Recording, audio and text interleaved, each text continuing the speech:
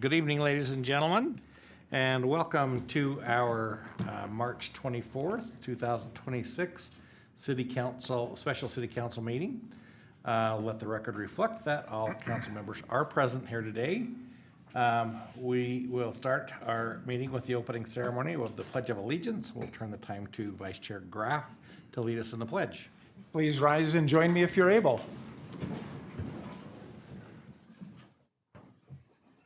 I pledge allegiance to the flag of the United States of America and to the republic for which it stands, one nation, under God, indivisible, with liberty and justice for all. Thank you.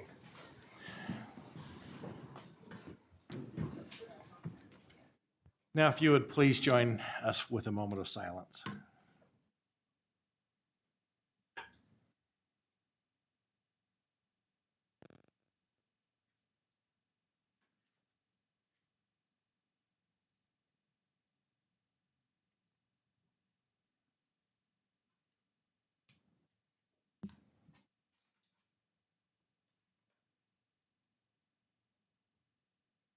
Thank you. Next item is acknowledgements. Do any council members have any acknowledgements that you want to make? Mr. Chair? Yes, sir. I would like to acknowledge the New Zion Baptist Church. This week they are celebrating their 100th anniversary since the foundation of their church here in Ogden. And they're a very active and very evangelical church that is located about 2950 Lincoln Avenue. Mm-hmm. And this Sunday at 3:30 p.m. is their 100-year anniversary worship service. Thank you. That's great. I've been in that chapel while they've been worshiping. It's a great place to be. It's a toe-tapping experience. Yes, it is. Any other acknowledgements? Yes, Chair. Excuse me. I would just like to say that tomorrow there will be a press conference just about the rain harvest rain barrels that the city will be participating in. And so that press conference will be tomorrow at noon. And then I'd also just like to send out a reminder that the World Men's Curling Championship starts this Friday and goes through April 4th. Thank you for that. That's it's going to be a lot of fun, especially if we can get the Olympics to come here. That would be great. Any others? Okay.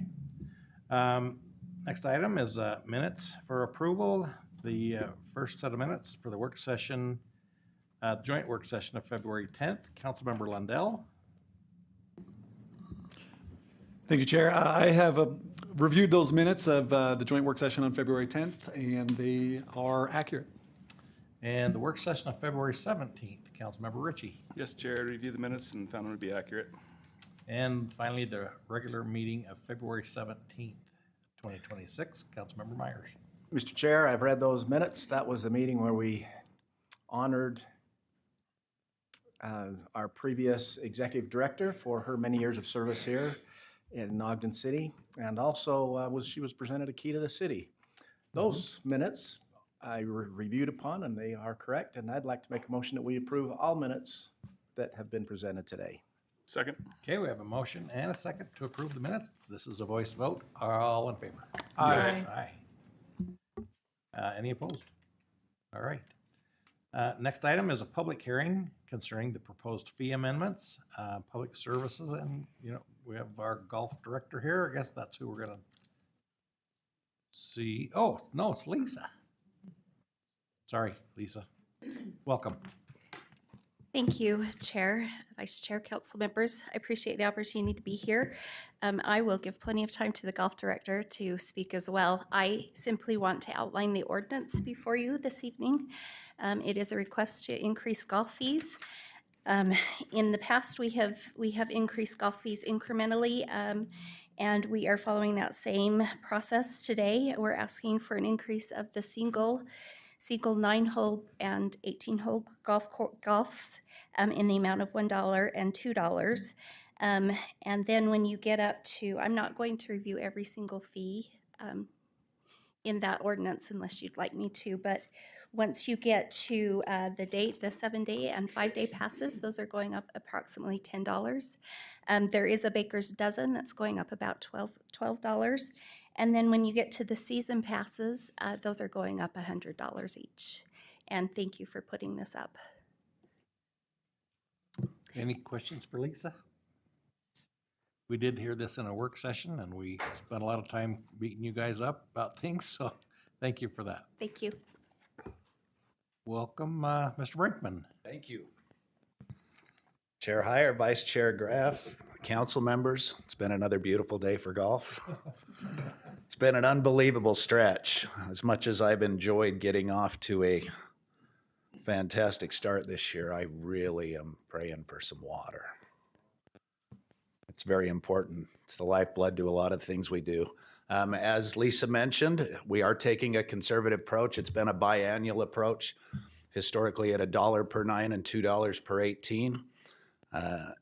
As presented in the work session, as Councilman Myers wisely pointed out, this ask doesn't really keep pace with current inflationary rates. And so we see this becoming an annual ask probably over the next 4 years so that we can slowly work our way and keep pace with the cost of doing business.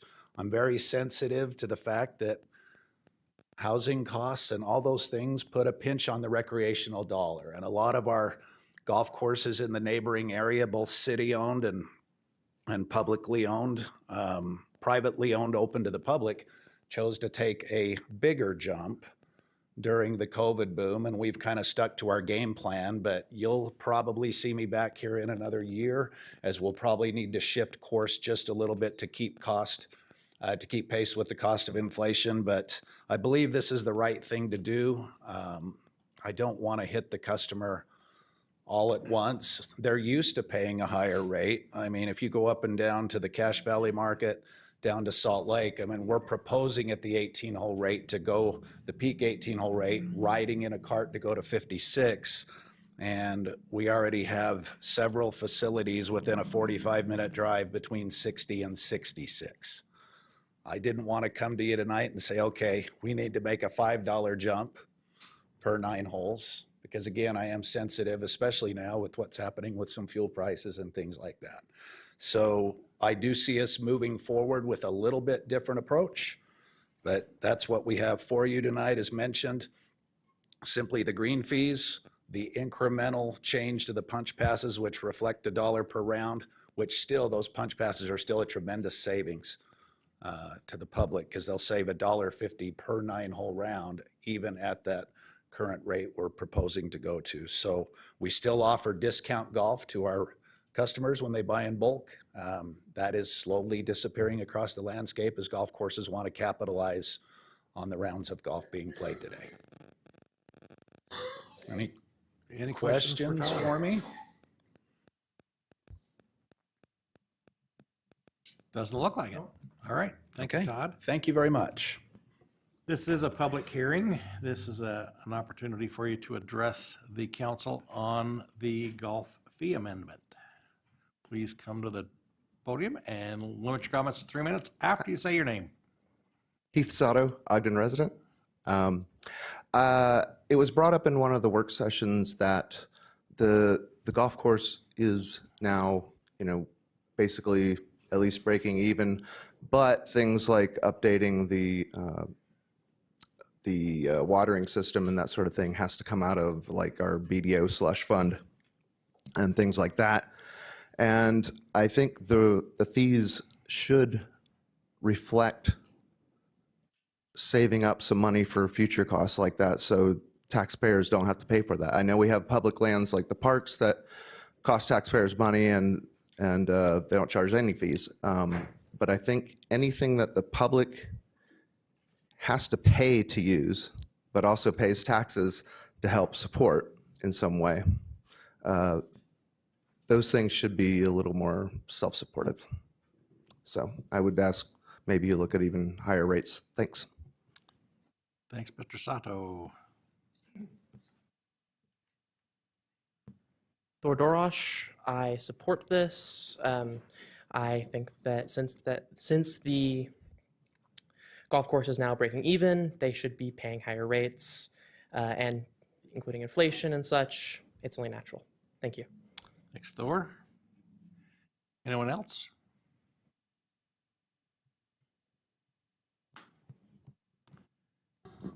Chair, not seeing any other movement or hands online, I'd make a motion we close the public hearing on this issue.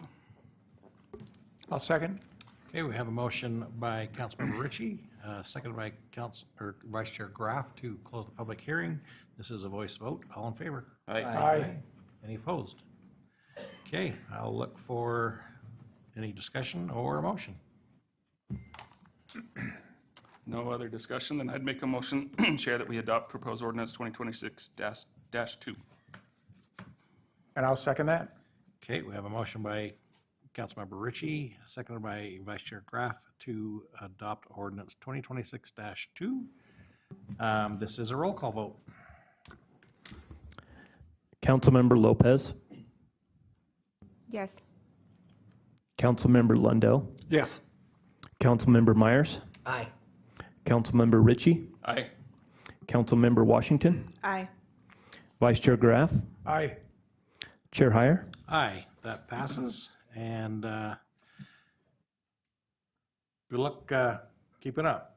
I understand you're very busy, so keep up the good work over there.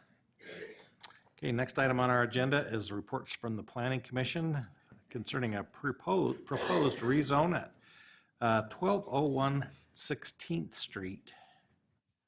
So we have Mr. Simpson here. Welcome, Joe. Thank you. It's good to be with the council tonight.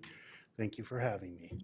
The proposal we have is rezone, so amendment to the zoning map at this property, 1201 16th Street, which also includes a CO overlay zone, conditional overlay zone, which will entail a development agreement. So I'll dig into that with you, just so we can get an idea of the property we're looking at. Currently, the property is surrounded by mostly R2 zoning, which is single family and two family or duplex zoning.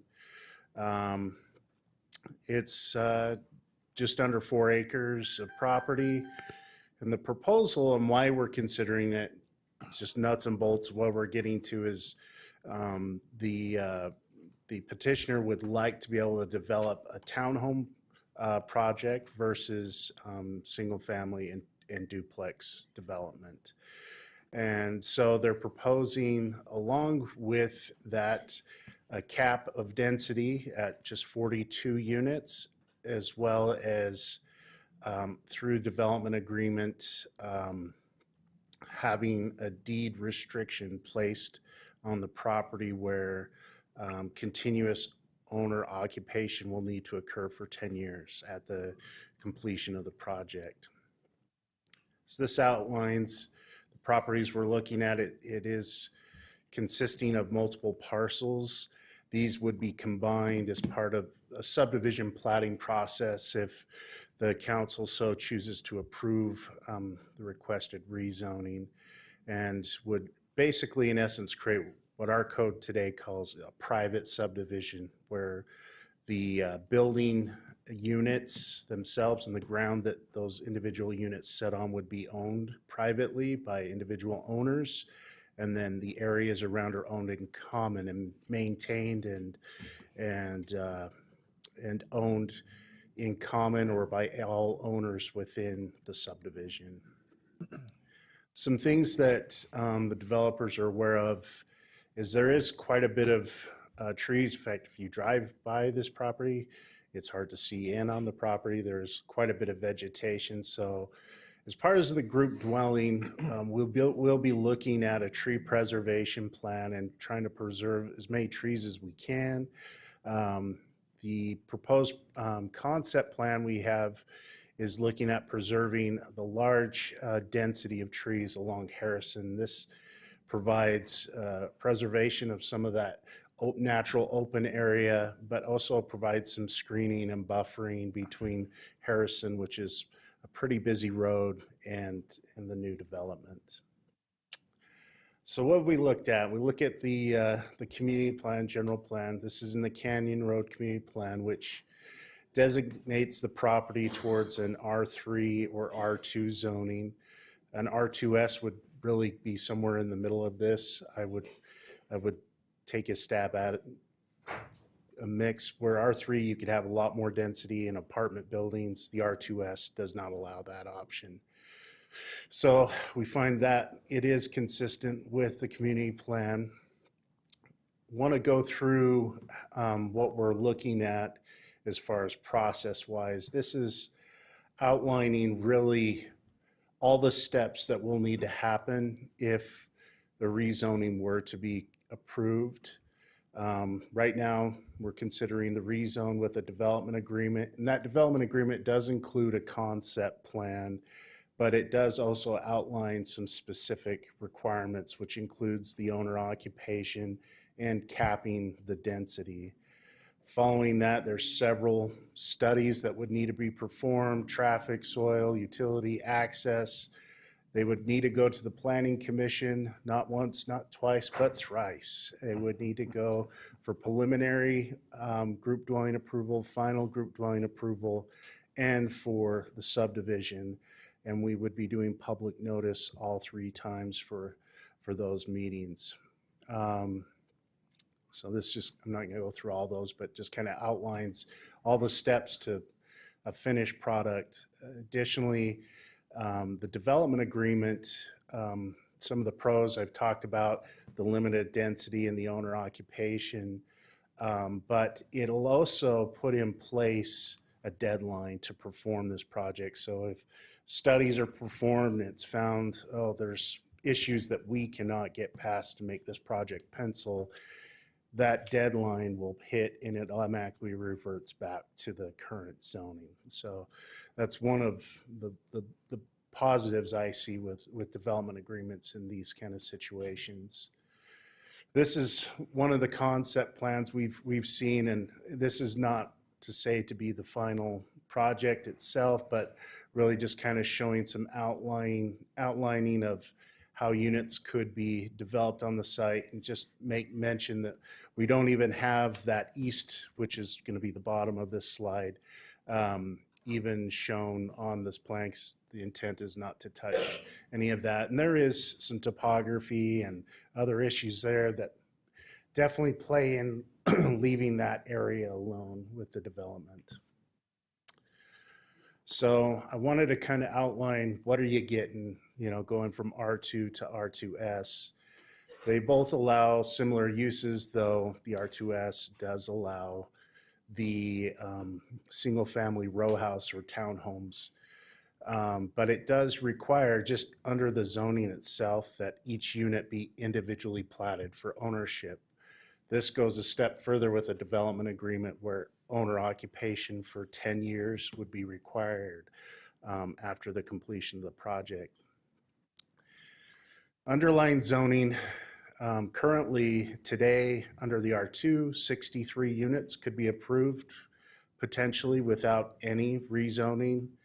The R2S would allow 1 more unit, though the project is proposing only 42. A lot of that really has to do with some of the constraints of the property and preserving some of the natural open space, which owners of the property feel very passionate about preserving those trees. So I know agreements have occurred with the developers to ensure that those do not get touched. And there are some setback differences as well. So I just kind of want to outline the differences. Again, these are not final products, but the intent is to try and find some architecture that is compatible with the neighborhood. This is just outside of our East Central. It's our just north of it, down the hill, I guess they would say. But there is a lot of more established development around there, and quite a mix of townhomes, single family, duplex, multifamily, all around this property. And the intent is to really have something that mimics a single family design, kind of farmhouse design, but in a row house setting. I should make mention, I know some concerns have been raised about building height. The heights are not changing, one zone versus the other. It's the exact same requirement as far as maximum 2.5 stories. That could be done under the current R2 or the R2S. The group dwelling will require a lot of amenities on the site, as well as there's specific architecture, patios, which we see here, masonry material implemented, things of that nature, orientation to streets. This just gives a few more of those views. This one I don't think is, I think is just kind of a fluke with a 3-story, but we have taken this to the Planning Commission, and they have made a recommendation to the council to approve the rezone and development agreement. Any questions for Joe? I have a couple, Chair. Yes, Let's please. go. And I was able to spend some time this weekend with members of the community there, and so I have quite a few, so bear with me here. I'll do my best. So I noticed in the concept plan there's one way in to this neighborhood, and it's my understanding that a neighborhood of this size may require a way out of that neighborhood other than the way in. And the connection looks to me on there that it would be on that 1165 East. That is a private street. How would that work if that's required? Sure, absolutely. That's a really good question. Not So mine, I've looked at this too, and for projects, what you're referring to is actually a fire code. And typically when you do a residential development that has 30 or more units, they look at having a second access, though there is some fire code that will allow the ability to negate that by applying fire suppression systems in all of the units. And that's something that could be considered.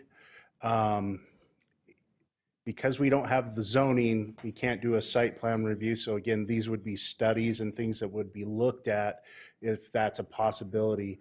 But to answer your question, if the fire marshal's like, no, this isn't checking the boxes that we need, and they do need to get a secondary access, they would have to negotiate that with a neighbor. They don't have any other street frontage on the current property now.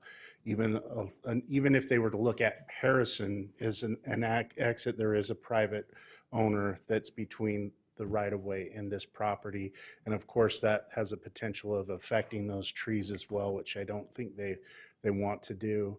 The other option could be to the west to that 1165, but it's not something they could just do. They would have to get approval from whatever adjoining private owner to be able to secure an access.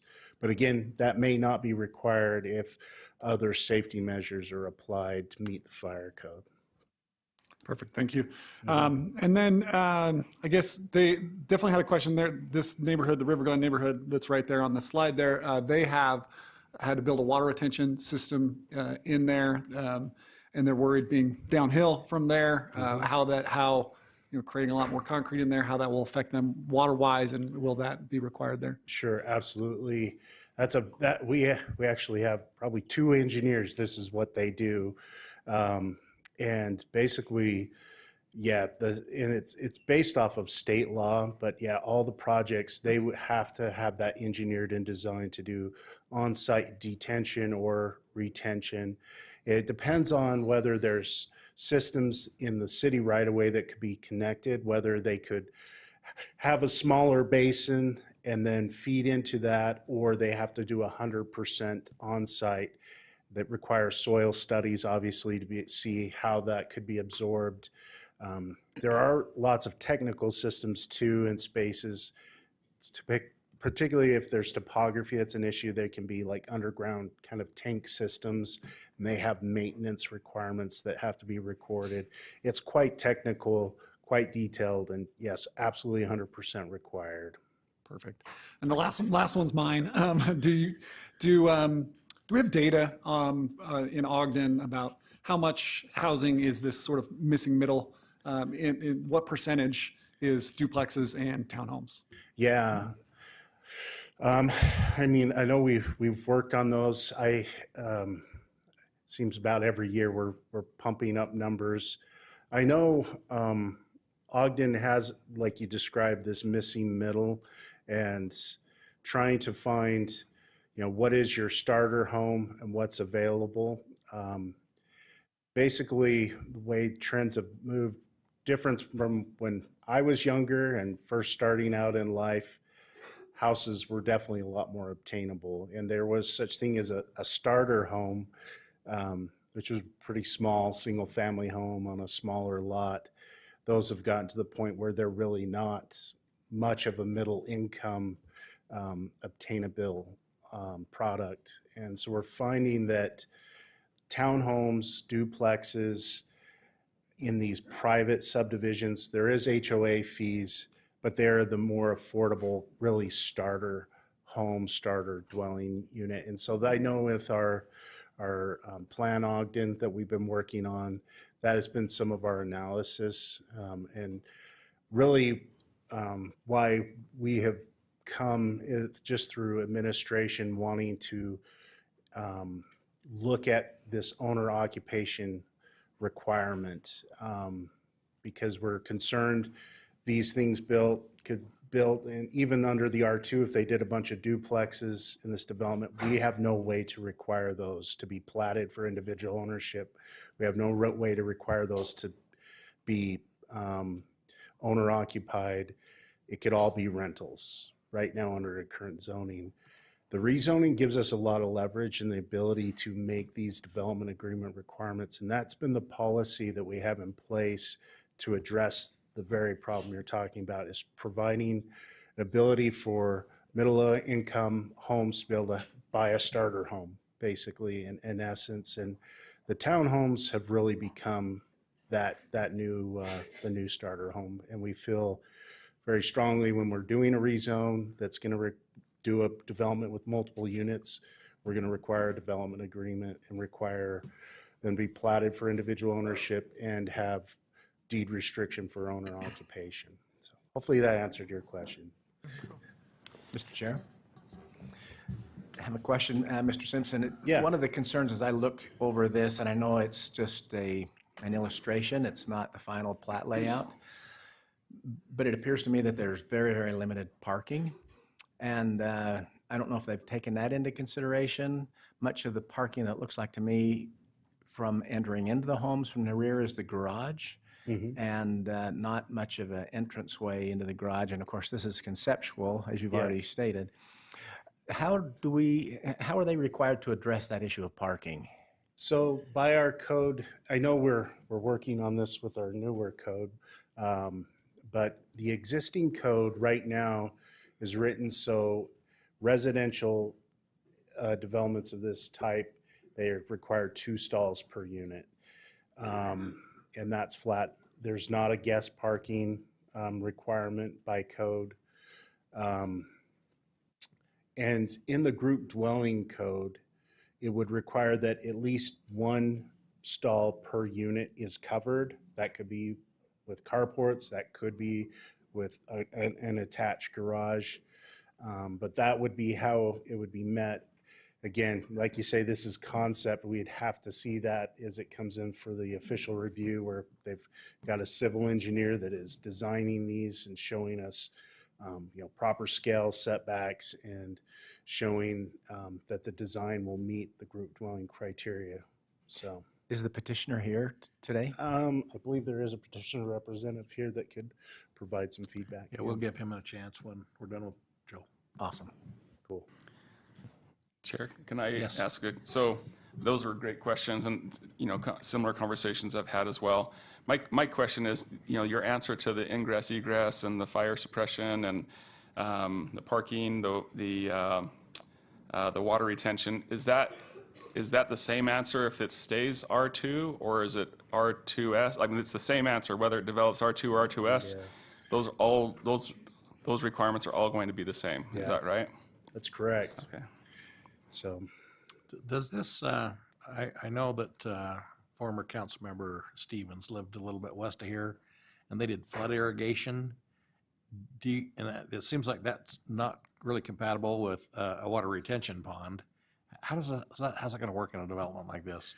So you're talking about it was flood irrigation from some There's a ditch. irrigation Yeah, there's a canal ditch. company. Yep, it'd go right along the back of this development. Yeah, and that all, this Ogden City's unique in that our secondary water, we really don't review our police because the vast majority of the city just does not have access to secondary water. A lot of developing cities that were farmland, they have water rights and they're able to secure those to put in infrastructure for Right. secondary water. So if there was an existing ditch that someone was using to water this property, there may be some water rights associated with the property that could be used to provide irrigation. That would be, sometimes it does work out that way, and it's like, you're lucky because not everyone in Ogden can do that. And so if they Well, can, perhaps the developer will yeah, address they it can when it comes pursue up. that, but it's not something we review or make a requirement. Mm-hmm. There is an adjoining canal. They do have to work, we do require they work with the canal company to, if they're going to make any modifications to that, we Right. need an approval from the canal company of those modifications. And that's done as part of what would be site plan review, which in this case is group dwelling twice, preliminary and final. Yeah. Okay, any more questions for Joe? I got one more. Sure. In the development agreement, is there any requirement for, does the developer in charge, there's no curb and gutter on 16th Street there, and there's a gap in sidewalk in that area. Who's responsible for that? Yeah, the way it typically works is we can require it for the frontage of along the public streets, and we do. And we used to do a lot of deferral agreements. We've kind of stepped away from that and are requiring them when we can require it. The problem is developing sidewalk and curb and gutter beyond the frontage of the property. There's some established law that really kind of ties the city's hands nationwide in Taggart, I believe, Oregon, where you have to balance out a rational nexus, or you can't require more improvement beyond the scope of the impact of the project. And so it gets really, really tricky to go beyond just the street frontage. Yes, go Kind ahead. of along with that, do we know, and I don't know, you would know if you would know this, whether there is plans to address that street from our, the projects? I mean, the city's aware of the issues there. Are there plans to move forward to address some of those issues? Not that I'm aware of. It would have to be made part of the capital improvement plan for consideration. I will say, and you've probably have seen a lot of the feedback that I attached to the transmittal, and even in the planning commission, it's not really so much this project, but even just the existing conditions where there's not sidewalks, there's not curb and gutter on much of the street, and even public that weren't around there, living around there, did say that this is probably something the city should look into, is see if that's something, if it's not part of an improvement plan, maybe something to at least evaluate and see the necessity. So, because the opinions have been voiced. I think I can address that a little bit. Historically, 7th Street was it was developed much like 16th Street is currently. And as more of these infills came, the city did finally step up and improve the whole length of 7th Street with curb and gutter and sidewalk. So that might be something residents in this area could look forward to as those things happen. Sure. Certainly no guarantee, but yeah, it definitely has to be studied, and we're an old city, so we have to. There's definitely a list and priorities and decisions that have to be made. You guys know every year we do the CIP and get to do the song and dance, and we always need more, right? yeah. Last thought. Sure. So just on the development or the landscaping requirements, regardless of whether it's rezoned or not, anything developed would have to follow the city's new construction landscaping requirement, water-wise landscaping. Yes, that's correct. That's established. So it should be noted, and we're in a funny time right now where potentially we'll have some new codes established, what's called vested rights. And so what laws would apply to this project would depend on when application is made and fee is paid. We have a complete submittal. Those vested rights of the laws that are in place at that time would be what we would follow for the project. So. Okay. All right. Thanks, Joe. You're welcome. We'll give the petitioner, Gardner Francis, a minute to come up and tell us what he wants us to know.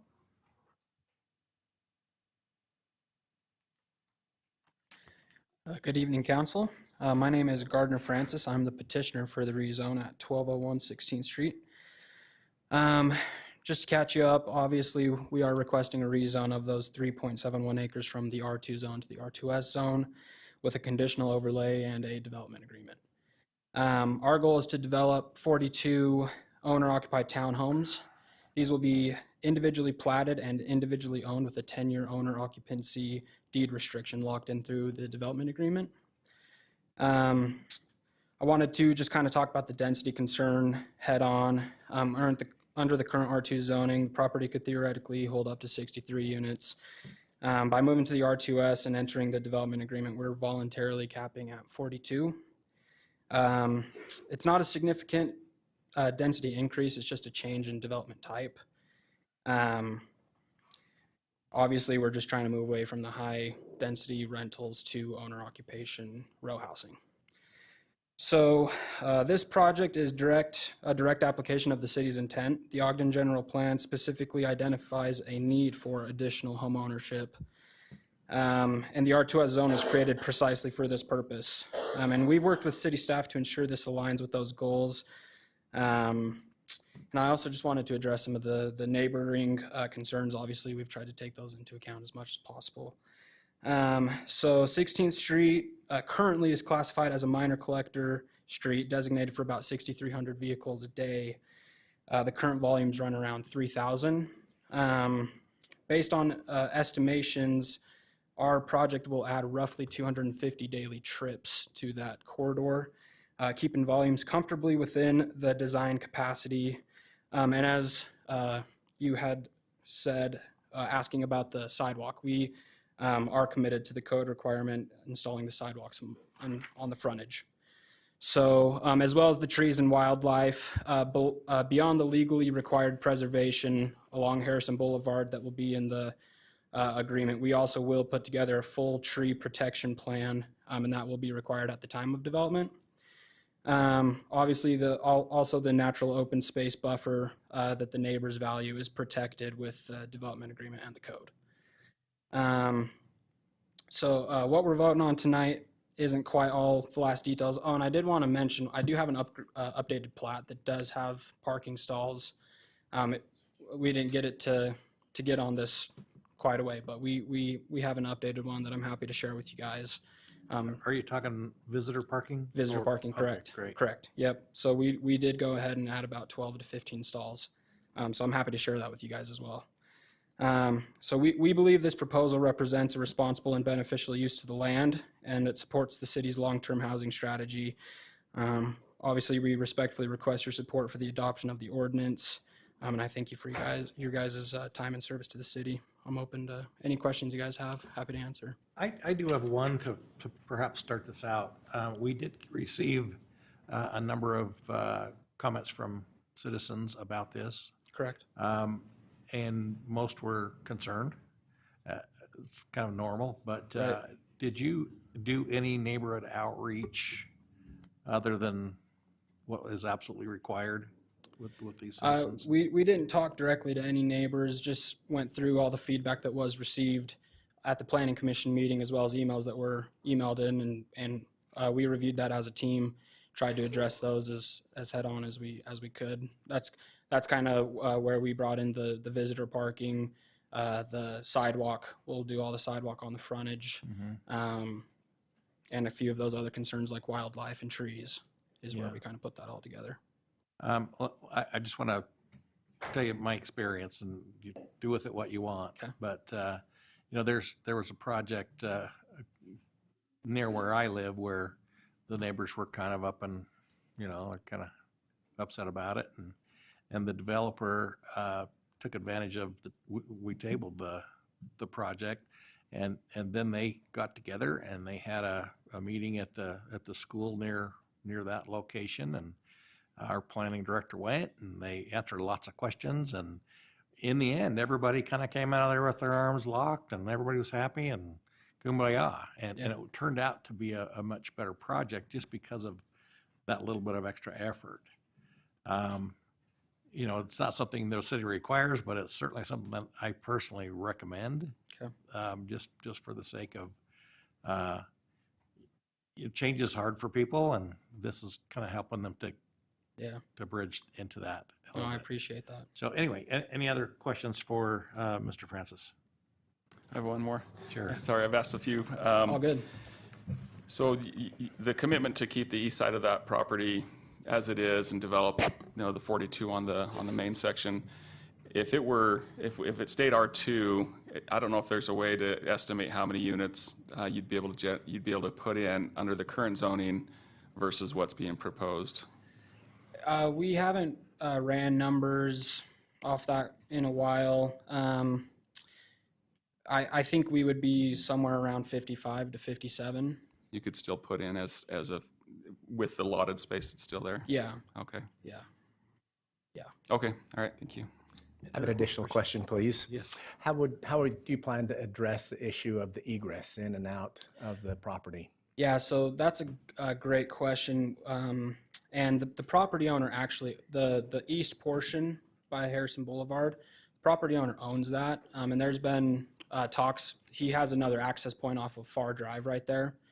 And so if sprinkling the units ends up not being feasible and we need to come up with a second option for egress, there's an option to go through their parcels on Far Drive, whether we just do a crash gate or work with the property along that side. We're also, we've had conversations with bordering property owners as well to kind of work through that. And can you show us where Far Drive is at? Maybe if we could get to the... Can you pull up the plat map? Yeah, there you go. This one's good. So Far Drive is just where those three houses are on the east side. Our property owner owns that little rectangular, triangular piece right there next to 1627. Yep, correct. So we could utilize that as a secondary access point. Any other questions? Okay, thank you. Thank you. Thank you. All right. Would you guys like to see the new plat map that with visitor parking stalls? Sure. You want to give them to Brandon and? Sure thing. Okay, we've elected to take public input on this item. So if you're here to address the council about the 1201 16th Street, please come forward and give us your name and limit your comments to 3 minutes, please. Thank you, Council. My name is Karen Thurber. We own property at 1636 South, 1165 East, essentially about 100 yards from this proposed development. We are adamantly opposed to this proposal. I want to thank Councilman Myers for bringing up the issue of parking. A misstatement was made. I hope it was a misstatement because on page 2 of the transmittal, paragraph 4, it states clearly that there is only one parking space per unit inside a garage. There's no driveway, so there's no place for a second car to be owned by that homeowner. Adding 12 or 15 guest parking spots is not going to address up to an additional 42 cars that will need to be parked on the property. Therefore, where are they going to park? They're going to be up on 16th Street, where there's no shoulder and where it's already dangerous for pedestrians. Councilman Lindell mentioned he met with us on Saturday, which we greatly appreciated. He parked his rather moderately sized van on the side of the road, and we watched people drive into the oncoming traffic lane to get around that van. It was off to the side, but there is no shoulder to speak of there.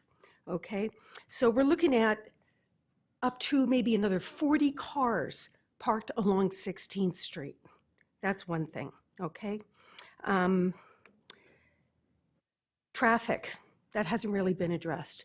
Yes, the code and all the data shows you can accommodate 6,300 vehicle trips up and down that street. How many of you have driven down that section of 16th Street recently? I do it repeatedly. Thank you, Councilman Graff, for doing that, because it is so narrow and it's already very dangerous. People often exceed the 25-mile-an-hour speed limit. They go down that street to skip the lights at 12th and Harrison. And so they cut across our 16th Street to go down to Monroe or even further on to Washington Boulevard. Very dangerous. The egress issue, thank you for Councilman Lundell and others for bringing up that issue. The owners of the River Glen townhomes, of which I am one, we are adamantly opposed to putting any access through our property. It will destroy the quality of life for our residents. Our streets are private streets maintained by the HOA. We have every right to deny that, and we will. We do have the president of our HOA here who I believe will address that issue right now. Okay. The question I would have about the egress onto Far Drive, by the way, it's very steep right there. So I suggest you take a look at that situation before approving it. Okay. Canyon Road Community Plan has not been updated for 30 years, all right? I know my time is up. Is that my warning or is that my time up? Nope, your Okay. time is officially up. Thank you very much. If anybody's time ever does expire, please feel free to reach out and through email, or you can continue your comments to us that way. Okay, next.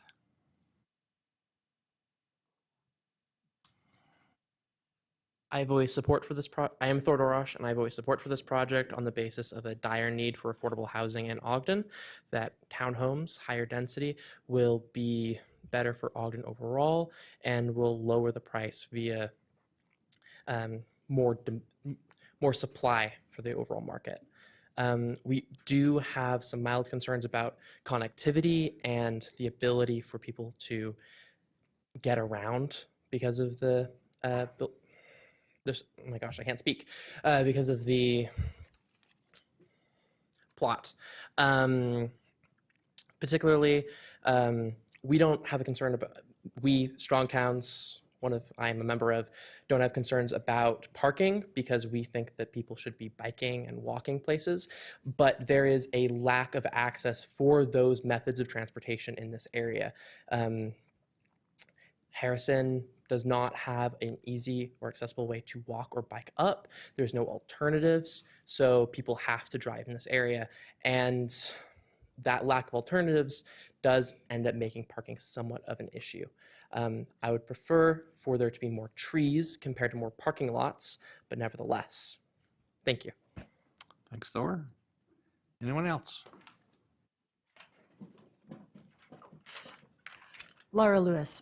See, that aching back should tell you a whole lot about seniors walking. We need to have places to park cars. This is an issue that it really concerns me, the zoning. Zoning should benefit neighborhoods, not change the character of a neighborhood. I see so many times, we just went through a rezone the city, and then somebody comes along and then they want to rezone something you've just zoned. So when does it end? And when do you start protecting the neighborhoods and putting in high density housing, allowing homes to be turned into boarding houses with no requirements for parking or facilities? It needs to stop somewhere, and I'm asking you to stop now. Protect that neighborhood from high density housing. Thanks, Laura.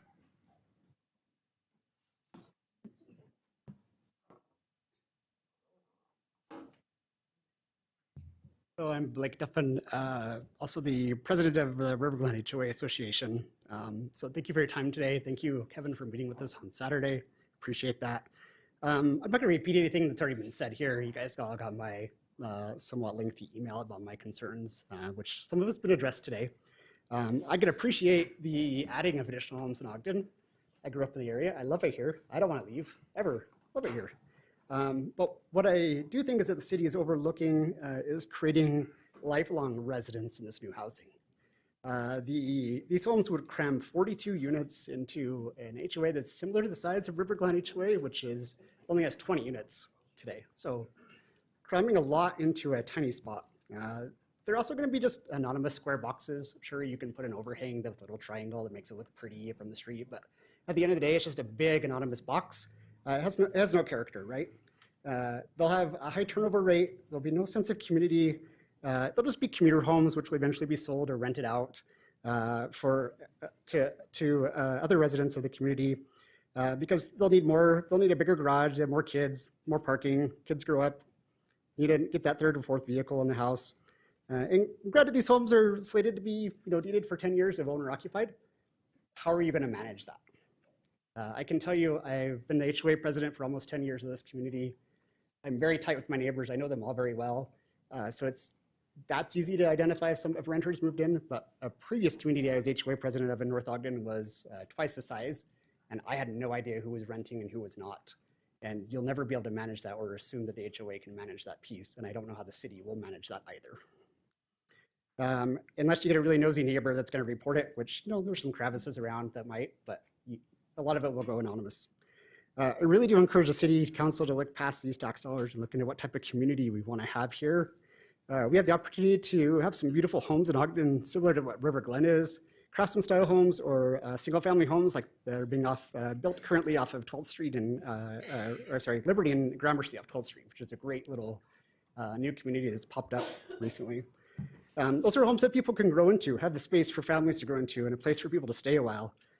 In my 10 years of HOA president at River Glen, the only time people have left our community is if they've retired, relocated for work, or relocated for military. I'd like to keep it that way. Thank you. Thanks. While he's coming up, ladies and gentlemen, I'm going to ask to be excused. I have an important family thing I need to jump off to, but I'm going to leave you in the capable hands of Vice Chair Graff and to continue the meeting. So carry on. Your turn. Okay. Daniel Maydern, just a citizen. I didn't know about this, but looking at that proposal, I'm in favor of it. I would prefer instead of 10 years, it'd be 20 years. I think it's great that we are looking at home ownership instead of just renting these townhomes out. I think that should help the community because they're going to have people invested in it. The only concern though that I have is that they were talking about curbside appeal with the walkways and the sidewalks. If you guys look at those plans, especially what he was addressing on that private road, if you're having the frontage where that sidewalk is, there's no street that goes around the back of it right now. You're going to have the street back there because you're going to have that's how you get to the garages. So if you're having this out here with the curbside appeal where that sidewalk is that goes out, there's a street that goes halfway down. You're going to have to go around there, which would connect to that side road that goes out, which was their concerns. That's the only thing that I was going to address, which would bring everything this way if they didn't want to attach it. But yeah, there's a lot of those in the planning where to get to the garage, you're going to have more streets. And that's just the only thing that I was going to address at this one. But I'm in favor of the plan, though, once they get that fixed. Thank you. Anybody else like to speak to this development or this rezone proposal? Good evening. Hey, Emily Fox, Ogden resident. This development's in my precinct, and I'm precinct chair. I just did that caucus night. But I just wanted to give some personal experience. I had a friend who owned a townhouse where the developer, I know they're capping it, not at the max, lowering it, but they really did cram a lot into a space, and there was no visitor parking. And so not only did that create a problem for, people that have additional vehicles, which basically Utah is a driving state. Everybody drives, everybody has cars.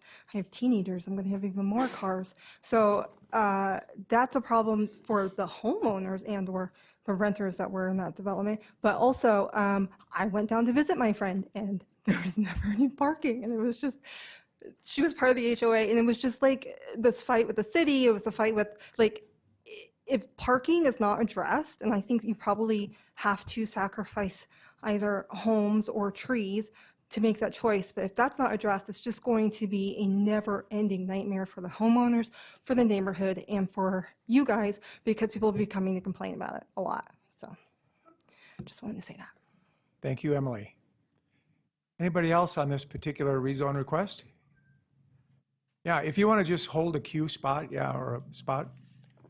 Anybody else wants to join the young man at the back that would like to speak on this? That's fine. Your name, please. Thank you. Janet Wager. I live at 1627 Far Drive. Thank you, I Janet. live right next to that little piece where they're talking about egress.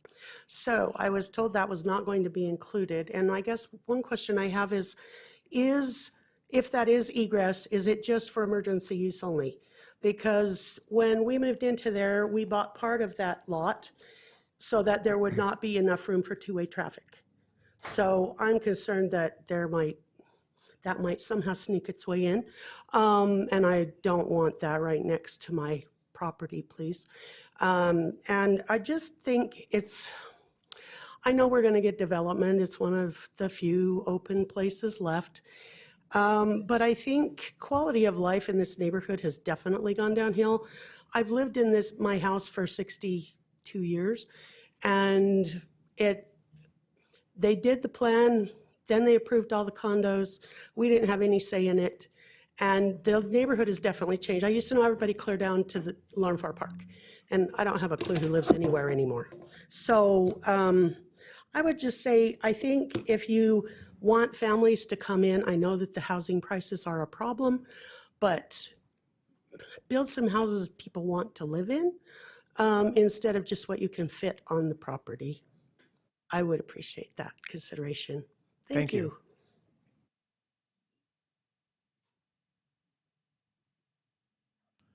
Good evening. Hello. The kingdom of heaven has come near to you. I'm James Dixon, citizen, new to Ogden. I was thinking as listening, folks, maybe bicycle lanes in and out could help, and maybe letting potential, if townhouses are to happen, letting potential new residents know that it's like a bike-friendly townhouse area. That could cut down on the car usage and parking. Otherwise, friends visiting, I understand. For that, maybe a couple blocks away, if there's room, a small parking lot for visitors to park at a distance and walk are some ideas. Thanks. Thank you. Anybody else? I don't see any movement. Have we see anybody online? Oh, one hand. Thank you, Brandon. Linda's iPhone. Linda, good evening. Hi. Hi, this is Linda. I know that we've talked about owner occupation. We want people to get equity from their houses instead of the apartments. And if you had owners that were occupying these areas, the problems that you might face versus a renter may be different. I do encourage that maybe this is a time where the development could reach out a little more to the community so that they're embraced. Maybe get together and instead of just building to build it so that we can make it a win-win for everyone involved. And sometimes just getting together and brainstorming a little bit more may be the answer to that. I yield back.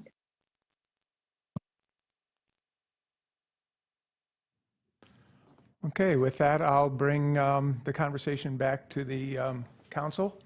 Comments, thoughts, insights you'd like to share before we move on? Go ahead. May I? Let me start. Okay. I'm all in favor of affordable housing, for sure, 100%. But I have a little concern about the community, is the lack of communication between the community and the development. So I was, maybe if we can table this vote for the future meetings, That way they can work with the community and find a middle point for decisions. Looks like my neighborhood as well in the Patterson was that lack of communication, and maybe you guys can find a middle point and work together. Because I've been listening a lot of concerns, so. But I'm in favor of the project. I just want these people feeling listen, like someone listen from them. Thank you. Vice Chair, I don't know if we can get some of the questions addressed. There was a question about the parking, 1 stall versus 2. Joe, can you address that issue? Because I think that's important to realize. Yeah. Yeah, and I can see how that could be confusing. So the group dwelling requires 1 covered parking stall, but each unit's required 2. So. And then if Forest Drive were to be implemented, would it be a emergency vehicle only? That's what I would anticipate. It's so close to the intersection. That's the only way. I'm not an engineer, but that's the only way I could see it could work. And it would have to get a special approval from the city engineer to have that option.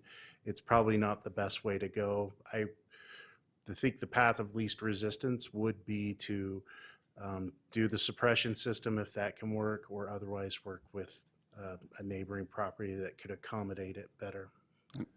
And then as far as accessing that neighboring property, they couldn't just say, we're going to do it. Like they have to get approval from that property. None of that is public. I have confirmed that there's no right of way, right? Those are all private roads, and so they're not owned by the city or the public.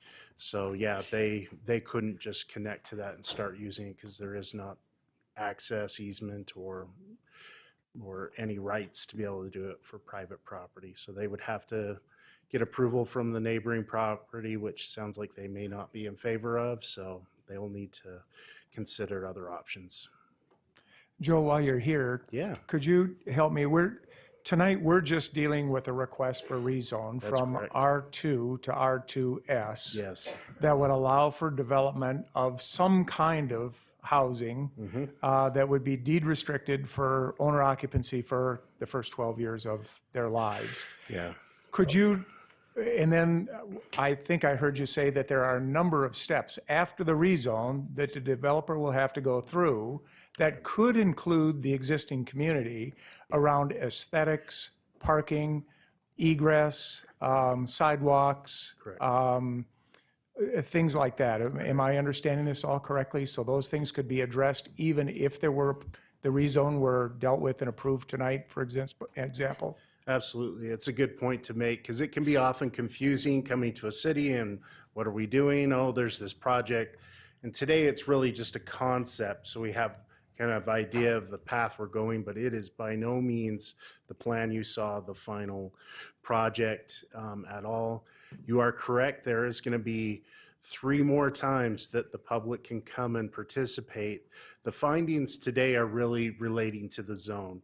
Should we look at rezoning from an R2 to an R2S with a conditional overlay that includes a development agreement with all the restrictions we've discussed? That's the first step. And then, yes, I had a list up there. There's at least a dozen more steps that will have to occur before this project can even apply for a permit and get off the ground. So. Thank you for that. I appreciate that, Joe. Yep, you're welcome. Any others?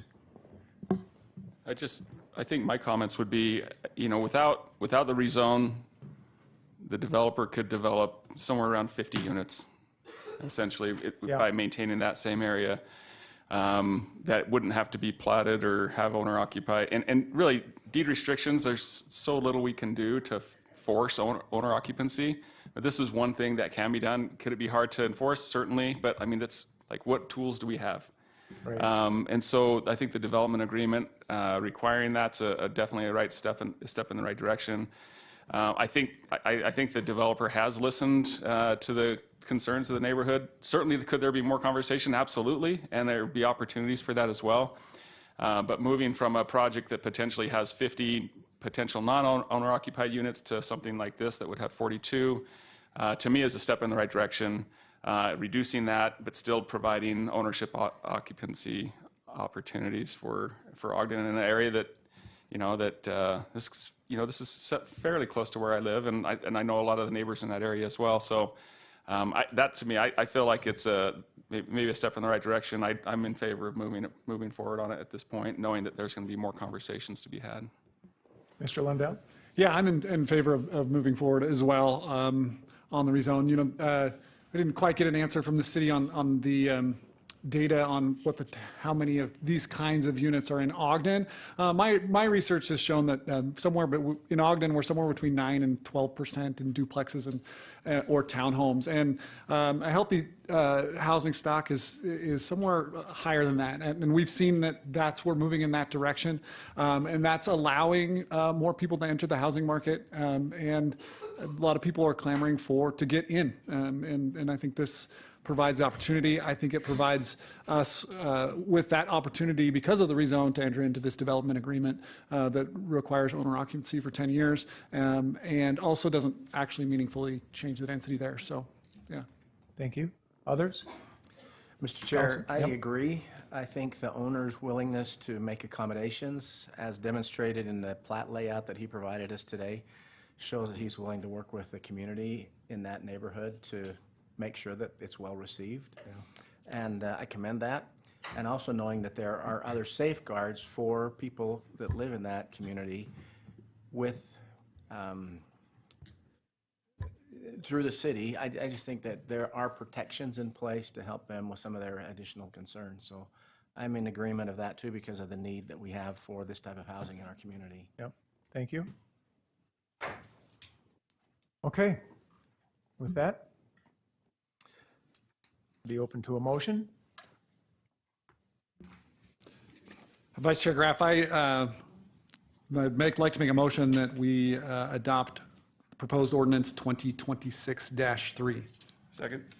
Okay, we have a motion from Councilmember Lundell and a second from Councilmember Ritchie, and this is a roll call vote. Councilmember Lundell. Yes. Councilmember Myers. Aye. Councilmember Ritchie. Aye. Councilmember Washington. Aye. Councilmember Lopez. Aye. Vice Chair Graff. Aye. That passes unanimously. Thank you, everybody, for those of you that came to express your concerns and both support and concern for this project. I'd encourage the developer to engage with the community that surrounds his proposal and see what we can build that's quality in Ogden to provide people an opportunity to begin to build some financial stability in the form of equity in their living situation. So thank you very much. Next is public comments, and I want to first acknowledge and thank everybody that's in the room. I don't have a crystal ball, but I do have email and I do have social media. And I'm going to guess many of you are here to talk about ICE in Ogden, and we appreciate your comments. And we're going to open this meeting with comments from Chief Executive Officer Mara Brown, who represents the administration in the city with regard to ICE and their facility here in Ogden, before taking public comment. Thank you. Great, thank you, Vice Chair Graff. I would like to say on behalf of the mayor that he always does like to be here when we have public comment. The reason for his absence tonight is really an honor for Ogden. He's down at the Utah Chiefs of Police Association, and we have the double honor of having our Ogden Police Chief, Subi, just after really having been appointed in October of 2024, being in for a full year, but is receiving the honor of being the Utah Chief of Police of the Year for a large office. And then also as exciting is Officer Brianna Bacher is receiving the Officer of the Year award. So we're excited for both of them. Officer Bacher has been involved in her extraordinary investigative work in a cold case, a decades-old kidnapping and rape case that she researched and investigated extensively that led to closure for many victims and served the mission of the Ogden Police Department. So we are really excited about those awards and Mayor Nadolski being there to help receive those. I would like to make a statement on behalf of the administration before public comment. And just to clarify some information that we have, we are aware of recent reporting regarding the ICE facility and its conditional use permit. Administration wants to be clear, claims that individuals are being held overnight at the Ogden facility, particularly those based on online tracking or watch websites, have not been substantiated by verified data. The city has been in direct communication with the ICE field office, which has stated that the facility is used for processing only and that individuals are not held there overnight. According to ICE, any individuals requiring extended custody are housed at county jails that ICE has contracted with. At this time, it appears that ICE is in full compliance with the conditional use permit that was issued 26 years ago. It is also important to note that pursuant to the Supremacy Clause of the U.S. Constitution, a city has no authority to restrict a federal agency from performing its statutory powers and duties. Therefore, it is very unlikely that a city could control ICE activities through zoning enforcement. We remain committed to transparency, accuracy, and responsible public communication. For this reason, we wanted to provide the public with facts and law related to this issue. Thank you. Thank you very much, Mara. What I'd like to invite everybody to do, first, we'd like everybody that would like to come to the podium and speak to do so. You will have 3 minutes. Please try to avoid repeating what others preceding you have already said. And I would really like to invite solutions. In our position as City Council, we have no more authority to direct ICE than we do the Weber County Sheriff's Office. Okay, but your comments, your solutions, your ideas are important that we hear. So if you would, when you approach the podium, please state your name and the city you reside in, and then you'll have 3 minutes to share your ideas and your point of view with us. Please, it will help speed things along if you do plan to speak, to form a line, and so things move right along. So thanks for coming and thanks for your comments.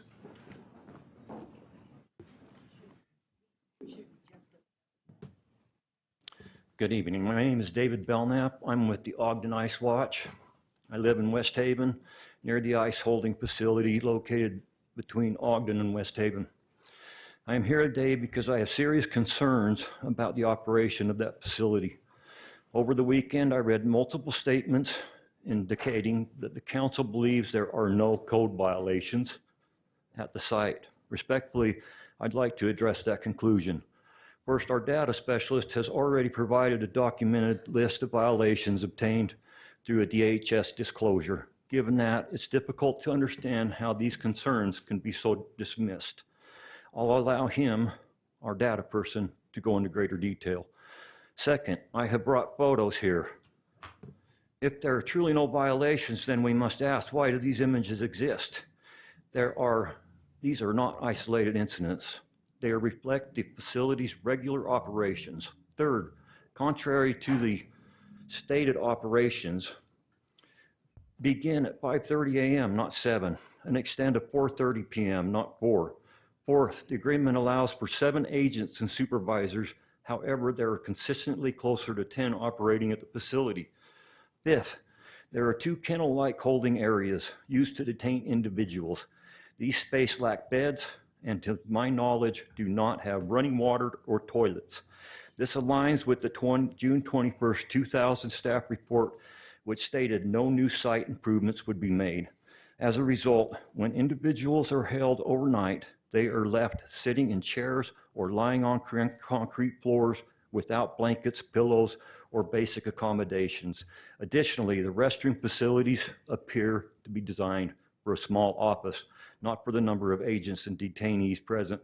6, while the facility is listed at 5,000 square feet, a large portion of that is occupied by a garage storing gasoline and other flammable liquids. 7th, I have serious concerns about fire safety. The site does not appear to have been recently or adequately inspected. There are ceiling tiles and insulation stacked near windows and coverings and obstruct visibility into the building. conditions that raise clear safety concerns.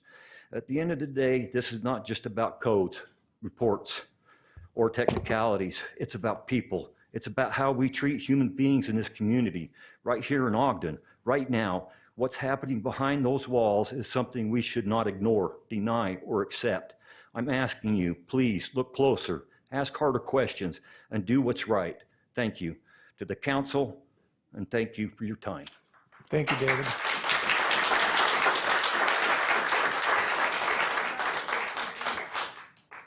Thanks, Dave. Good evening, Demetrius Pagonis, Ogden resident. All right, so I am the person who's been leading a lot of the analysis of the data released by the Department of Homeland Security in response to a FOIA request. This data comes through the University of California, Berkeley's law school. And my background, so I have a PhD in chemistry and a lot of experience analyzing large data sets from the government. And I'm not going to go deeply into the details of that data set because you've likely read the reporting and seen that reporters have confirmed everything that we have brought to you by email. There's two things I'd like to ask of you for tonight.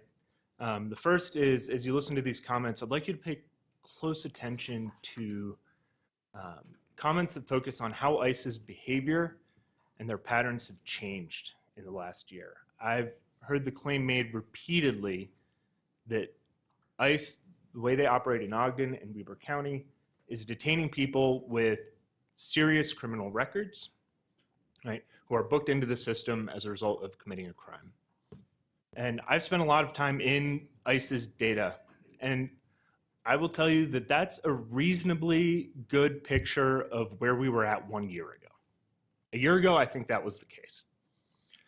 And I will tell you it's not where we're at today. If you look through this data, you see that across Utah now, more than half of the people that they're detaining have no prior convictions. No prior convictions at all. We've started to hear firsthand accounts from people in Salt Lake City who are racially profiled, detained, and held for a week in violation of due process and their civil rights. And so my first ask for you is to just keep an open mind on the idea that we're not where we were a year ago, right? That things have changed in the last year under the Trump administration's policy and implementation of mass deportations. And what my heart tells me and what my faith tells me is that that is wrong. Which brings me to my second ask. And Chief Officer Brown, the first one is to the administrative wing of the city. I would like you to use the evidence we've seen of detainees being unloaded inside of the public, in view of the public, and the multiple instances in ICE's data that go unexplained of people being held overnight, and use that to hold that, first, the terms of this conditional use permit have been violated. And second, to then initiate a process to allow the property owners and their tenants to come here and make the case that this should be allowed. Let's have them get their permit reissued. Things have changed in 26 years, and council, I would like you to use the power of the purse to ensure that the administration follows up. Thank you. Demetrius. Please, hey, folks. I want to acknowledge your enthusiasm for others that have spoken eloquently, but if you'd refrain from clapping, it keeps things neutral in the room. So please, thank you.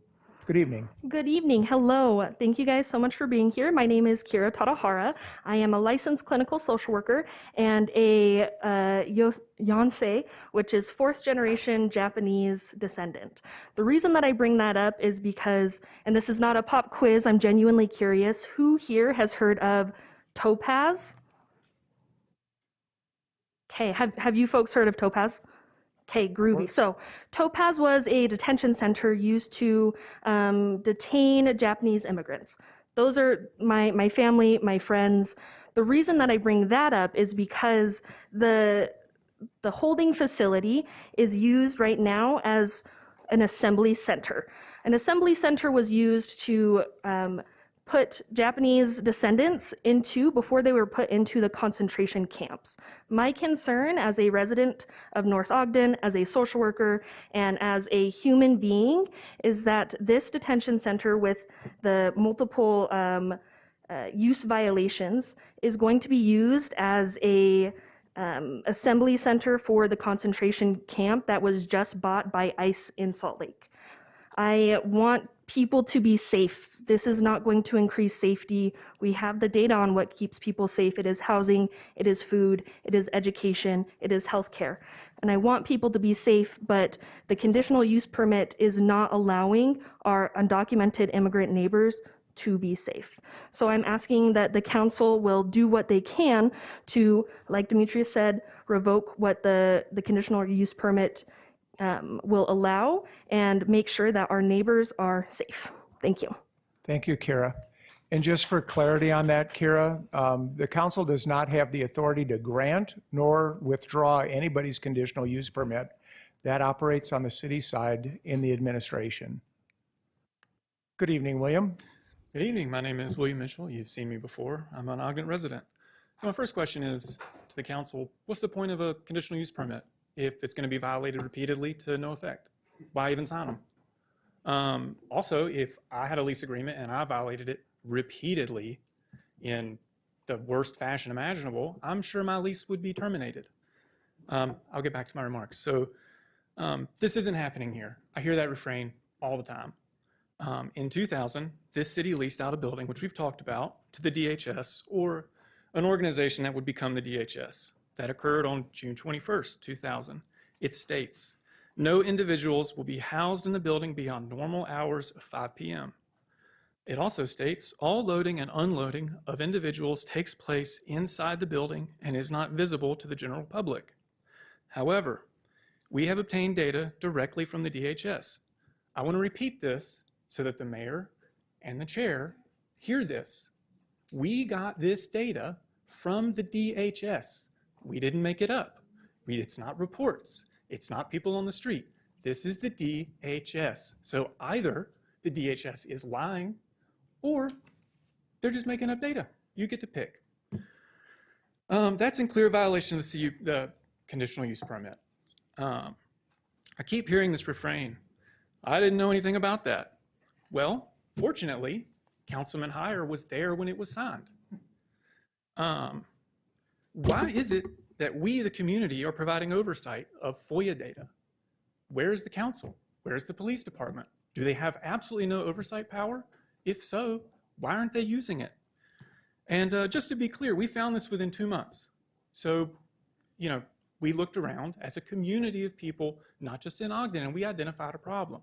Everybody sitting in here is at least aware that ICE is ramped up.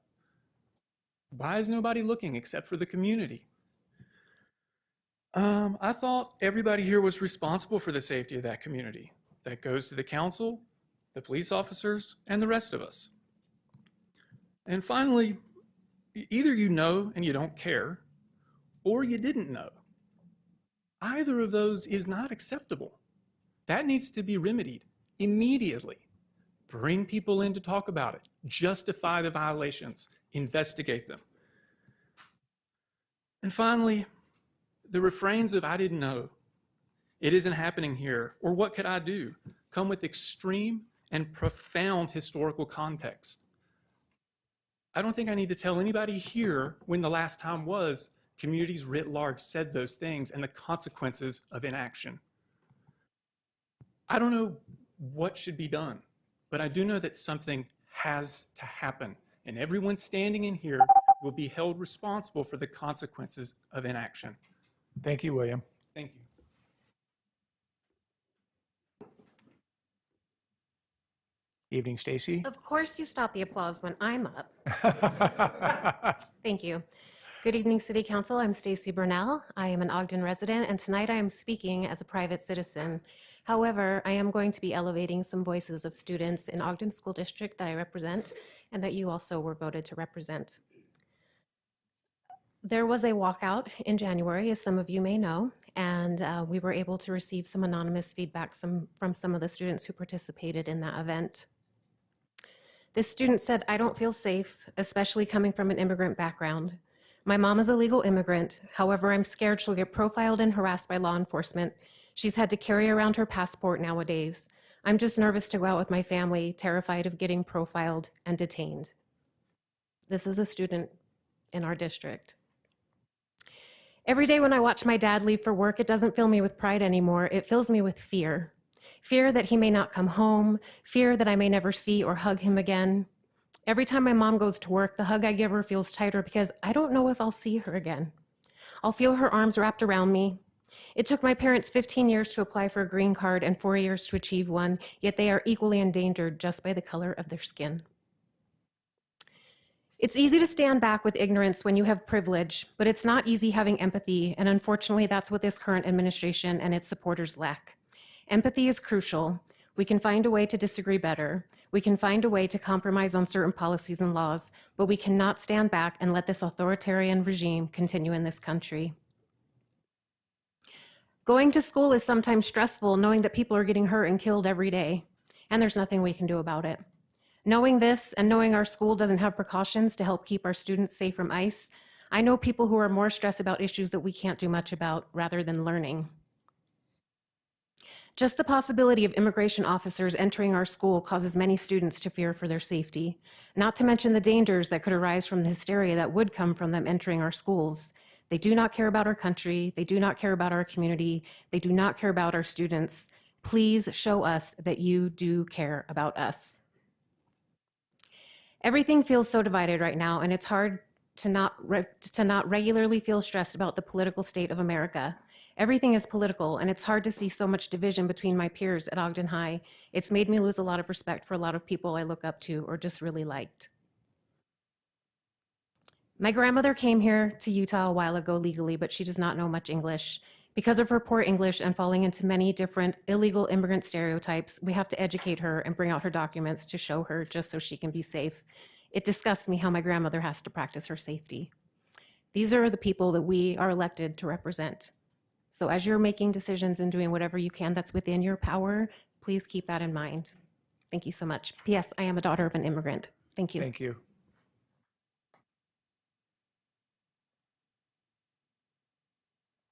Hi again, Emily Fox, Ogden resident. I've been reflecting a lot on how I have found in 2026 I am going to protests and showing up to city council meetings, and now I am chair of my precinct after my first caucus night. I would have never considered myself political, though I vote doing my civic duty, and I would have never considered myself an advocate. And so I was pondering on what moved me to step up in this way. And it has to go back to my roots. My mother was influenced to make an irresponsible choice because if I were to be conceived, I would have been taken care of. But through the combination of bad choices and procrastination, I exist. And I was a brown child in a white family, growing up in white neighborhoods all over the country because my mother liked to move. And I was outside a lot as a child. You couldn't get me inside, so I was very brown. And it was always pointed out to me.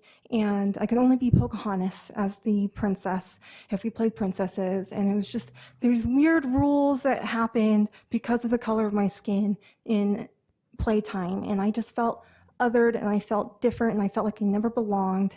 And then I went to school, and I learned about Ellis Island, and I learned about the melting pot, and I learned about people who traveled through horrible conditions and lived hard lives in America when they were here because of the American dream and because they believed in what this country provides.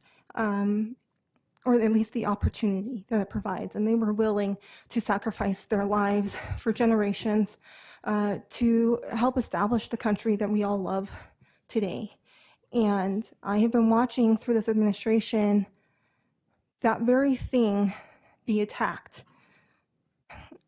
through racial profiling. And so legal community members, whether they're citizens or not, are being attacked. Their tactics are aggressive on purpose.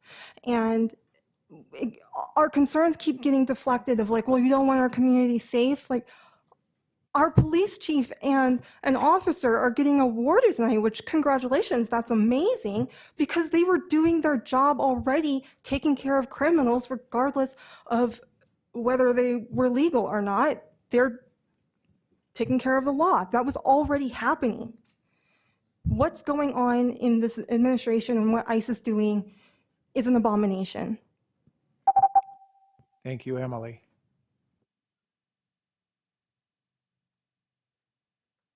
Good evening. Good evening, Council. I'm CJ Hernandez, Ogden resident. And I just want a show of hands, anybody travel outside of the U.S. ever in their life? All right, you might have been my client one day when I was a consular officer in Mexico and Hungary. One of my portfolios was visiting Americans in prison for whatever reason. Either they were arrested for drunken and disorderly, maybe in Cancun, or maybe they rolled across the border without their passport, and maybe they were running from the law. But there's something interesting. We do have a supremacy issue right here, as Mara pointed out, in the United States. We have a federal government that precedes our state and local governments, obviously. But we also are party to the Vienna Convention, which provides us as consular officers the right to visit and to ensure that our citizens are being treated fairly and are safe in foreign prisons. We've withheld funding and support from nations who hold our folks prisoners. You see it, the prisoner exchanges, the releases, right? Just keep this in mind, that this issue is bigger than Ogden. I know that Ogden is doing what they can. They're looking at things, but we've had some great speakers today to point out the obvious, that if you're in another country, you could easily be detained for whatever reason, whether you have papers or not, for whatever mistaken indictment. You can be racially profiled. I many times in my service abroad have been minority, and I'll tell you, it's not easy. Fortunately, I have this skin that gives me a little bit of privilege overseas, but a lot of folks don't. So I want you to keep that in mind, that this issue is bigger than city. It's international agreements that we've signed up to. And I hope you keep that in consideration when you're looking at conditional use licenses, coordinating with federal authorities. Think about your family members when they travel overseas. Thank you so much. Thank you, CJ. Like that. Good evening. Good evening. My name is Suzette Hernandez. I'm a lifelong resident of Ogden. This is my first time at a city council, and I found it important to show up today to speak before all of you and let you know that I think it's cowardly to say that you guys have your hands tied behind your back. Our community in Ogden was built by immigrants. Our immigrant community is very important, not only to me, but to the majority of Ogden. I think we have very great examples all over the U.S. of cities taking a stand against this inhumanity. I think we have lots of examples of racial profiling and racism amongst DHS and ICE agents. We need to take that into consideration of where we stand in history.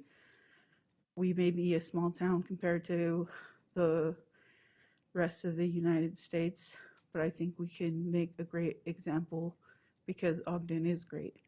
Thank you. Thank you for speaking.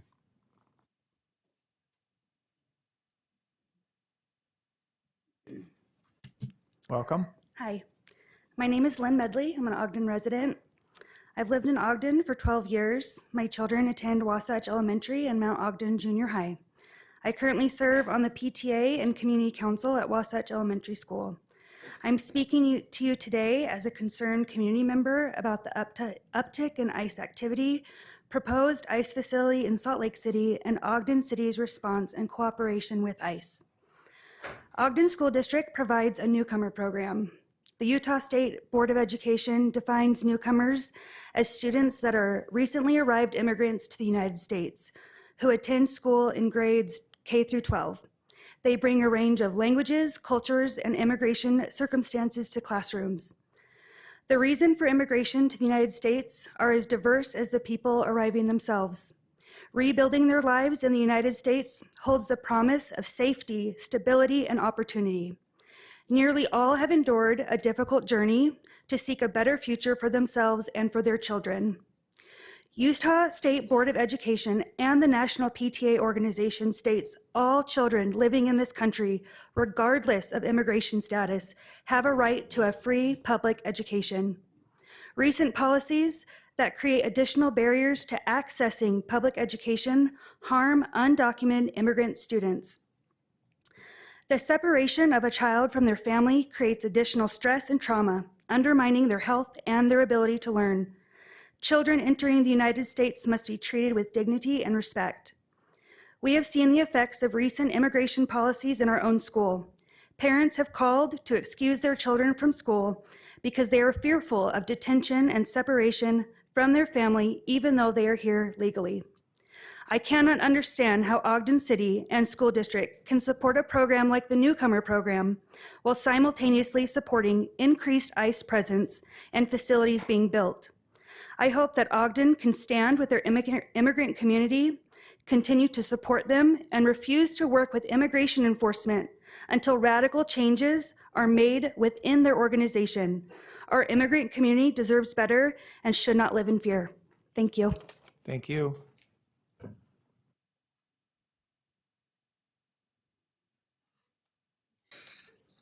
Good evening. Good evening. My name is Joshua Creek. I'm an Ogden resident as well. Some new faces we brought with us tonight, huh? Unfortunately, Chair Heyer did have to leave, but I was going to ask him, when he voted to approve the permit in 2000, did he ever imagine the site would have processed nearly 500 people in a year? And did he have any basis to believe that activity stopped in October when major immigration enforcement actions in cities like Chicago, Los Angeles, Portland, and Minneapolis all occurred after this data set? Vice Chair Graff, given your nearly 8 years on the Planning Commission, if there's evidence that people were being held there outside permitted hours in the past month and that multiple armed ICE agents were operating in the parking lot, would that raise questions for you about whether the use of this permit or property remains consistent with the permit and its public safety commitments? Councilmember Ritchie, the allegations before us tonight is based on data provided by the Trump administration itself in a FOIA process. Do you believe that the Trump administration would perjure itself by creating a false data set and introducing it during a lawsuit? Councilmember Lundell, do you know when the fire marshal last inspected this facility? Would you be willing to request a spot inspection and accompany him? And would you report the findings back to the council and the public? When I was there about a month ago, I observed flammable foam batting covering an exit through the window visible from the parking lot. Councilmember Washington, would you be willing to request a health department inspection of this facility and accompany that inspection? And would you report those findings back to the council and the public? We do not yet know the conditions people are being held in, whether there are risks related to sanitation, ventilation, or communicable diseases, or whether medical needs are being addressed. At a minimum, the community deserves independent assessment of those conditions. Councilmember Lopez, we have provided evidence of violations. At this point, I hope we can move past the hesitation about the scale of this issue and recognize the blaring target that has been already on this community's back and respond accordingly to what actually the record shows. Councilmember Myers, would you be willing to request and review all emergency service calls associated with this address and report those findings publicly? That would include medical responses, transports, or welfare checks. We don't know that there haven't been pregnant women there. We don't know that there haven't been elderly men or women there who have had cardiac events. We don't know anything about this. There's a refrain I think I keep hearing over the last year. It is, where's Ben? It's every single time I run through a pothole, I hear, ba-dump, where's Ben? Ba-dump, where's Ben? I don't know, where's Ben? It's great that he's out down there today. The community discovered this on our own. We introduced it to you all on our own. We brought the press here on our own. Where's Ben? They're going to be asking that for the next year. I also am now a precinct chair, OG 33. Thank you, Josh. Good evening. Hi, Kim Haslam, resident of Ogden and the daughter of an immigrant. I really wish the mayor was here because he has stopped responding to my emails, and this has been my only form of communication with him. I want to speak to something we keep hearing from this council and mayor, that there's nothing you can do about ICE operating in our city. I don't believe that's true. Cities across the country are not accepting that answer. They're getting creative, they're using the authority they do have, and they're trying. Here are some examples to spark your creativity. In Denver, the city council passed a law banning ICE from wearing masks and requiring them to clearly identify themselves from at least 25 feet away. If they don't comply, they can be cited or even arrested by local police. The mayor of Denver issued an executive order banning ICE from city property, including schools, libraries, shelters, and hospitals, places where people should feel safe. That order also prohibits sharing immigration status information without a warrant. In Portland, Oregon, the city council created an enforcement framework using fines on the property owner of the ICE facility for specific violations. In Baltimore, the city council passed legislation prohibiting city agencies from cooperating with ICE.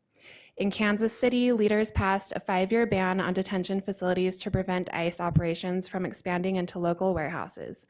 In San Diego, the council passed a resolution preventing local police from assisting ICE and also joined a lawsuit against federal immigration tactics. In New Orleans, they established ICE-free zones. In Minneapolis, the city has used its licensing power, threatening to withhold liquor license renewals from hotels that house ICE agents. And they're not alone. Places like Los Angeles, New York City, Seattle, Oakland, Alameda County, California, Asheville, North Carolina, Aurora, Illinois, Berkeley, and San Jose, California are taking action. Are these solutions perfect? No.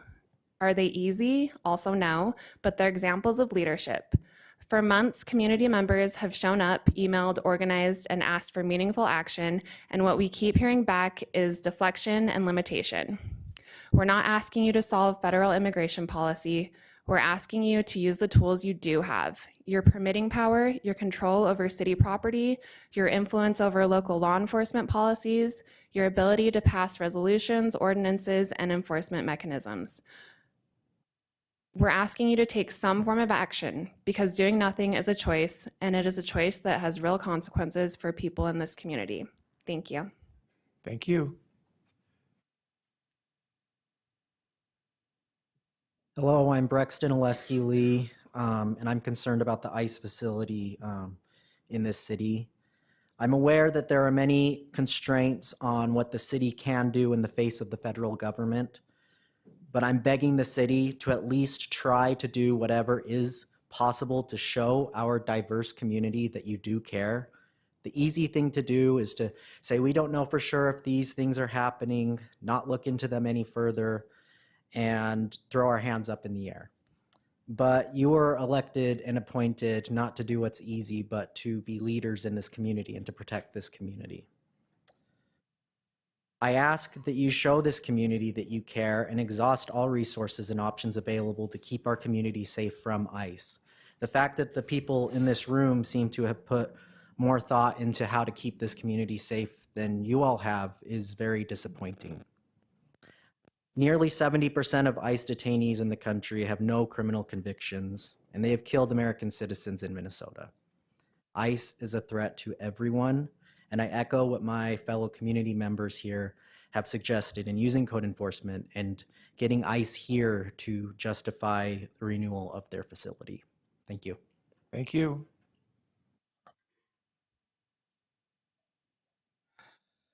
Good evening. Good evening. My name is Caleb Jerome. I'm an Ogden resident. I saw the proceedings from the last session, particularly the point towards the end where Mayor Nadolski, who was not here, directed us all to the Worst of the Worst website, where he said 47 of the worst people in Ogden have been arrested. And I think that was very irresponsible because he forgot to mention how many non-criminals were arrested as well and detained and deported, as has been mentioned previously. You can't show, it doesn't follow rationally to say, look, we got the worst of the worst when you're arresting hundreds of people who have done nothing. I would compare that to most of the violent assault that happens in America is at the hands of men. So maybe we should arrest all men so that we can get the ones who are doing the wrong thing. It just doesn't make sense to me. The thing that makes me probably the most furious, though, that is the way that those who support ICE, the administration and the federal government and everything, how they claim to be Christian, when Christ himself stated, the second greatest commandment is to love your neighbor. And when asked who your neighbor was, he specifically stated a foreigner. A foreigner is your neighbor. A foreigner is who you should love. We should be looking at his example of the Good Samaritan as how to treat our neighbors. And that is not what ICE is doing. Having a detainment facility here is anti-Christian, and anyone who claims to be Christian that supports this is a hypocrite. And that is all I have to say. Thank you for your time. Thank you, Caleb.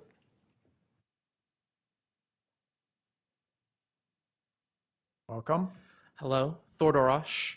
I was the one who looked at the zoning policy around the facility, and I was the one who compared it to its current status and that it was not in a coordination, and then sent it to all y'all, and then I received a conditional use permit back, and then with this, here we are all now. And I want to make a few statements. First thing, that I know it's not the city council's job to go out and do social justice. It's not their responsibility to try to fix the federal issue, which is going on right now. But it is the responsibility of the city to enforce conditional use permits, especially when broken. And there's 5 pieces of evidence here that it is broken. I'm gonna list out the 3 big requirements. Normal hours of operation will be between 7 a.m. and 4 p.m. with occasional processing outside these hours. Looking at the data, I believe it's 25% roughly, about just under a quarter, are processed outside of those hours. Now, if I steal 25% of your fries, is that an occasional fry? I would also like to make the statement that, I'd like to list this, that no individuals be housed in the building beyond the normal hours of 5 p.m., which, according to the data that they released in a lawsuit, they have not been doing. So that's pretty clear. And then all loading and unloading of individuals will take place inside the building and not be visible to the general public. We have photos. If the person who filmed that was not public, then I don't know who else is. They sanded outside the building and took a photo. It's public. They unloaded someone outside in the public. That's literally photographic evidence.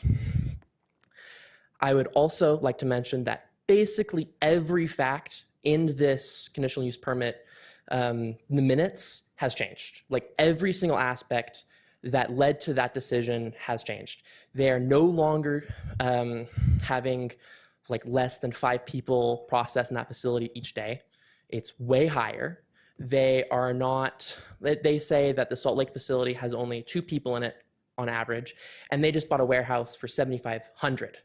These are different situations, completely different. And I would like to read something that was even a concern back then, in 2000. Mr. Stuart Wheelwright questioned if the use was a jail or a holding facility, stating the layout consisted of cells and the use appears more as a jail than a processing facility. Thank you, Thor. No. You're just getting warmed up. Huh? You can email, you can text, you can call. Thank you, Thor.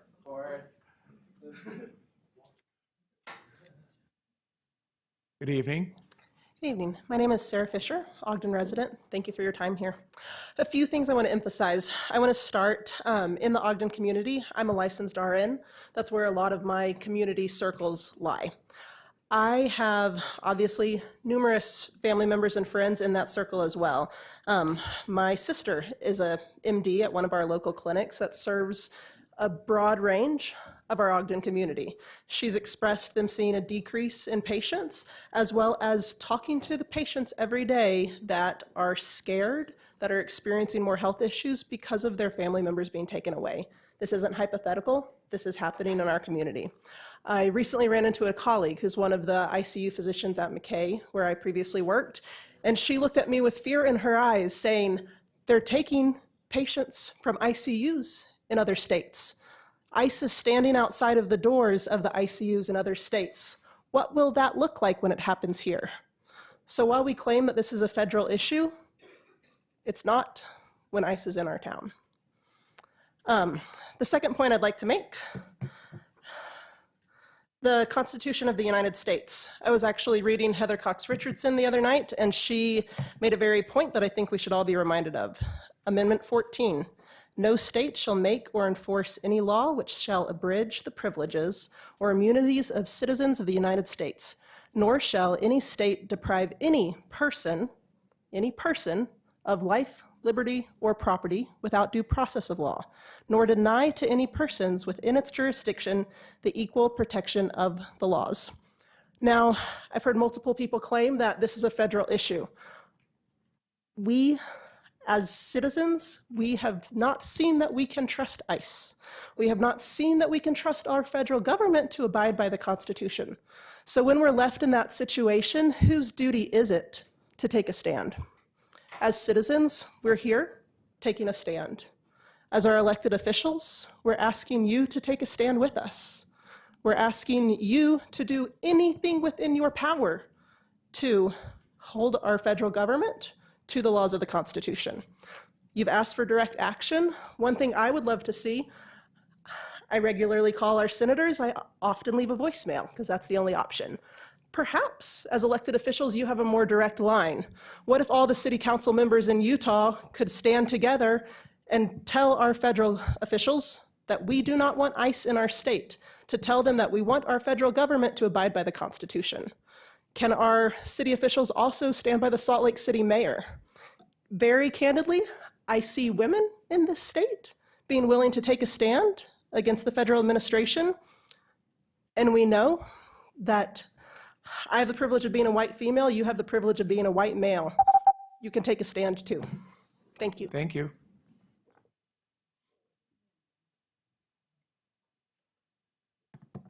Hello, my name is Kayla Henriksen. I am also speaking as a private Ogden resident, but I'm also a public school teacher here.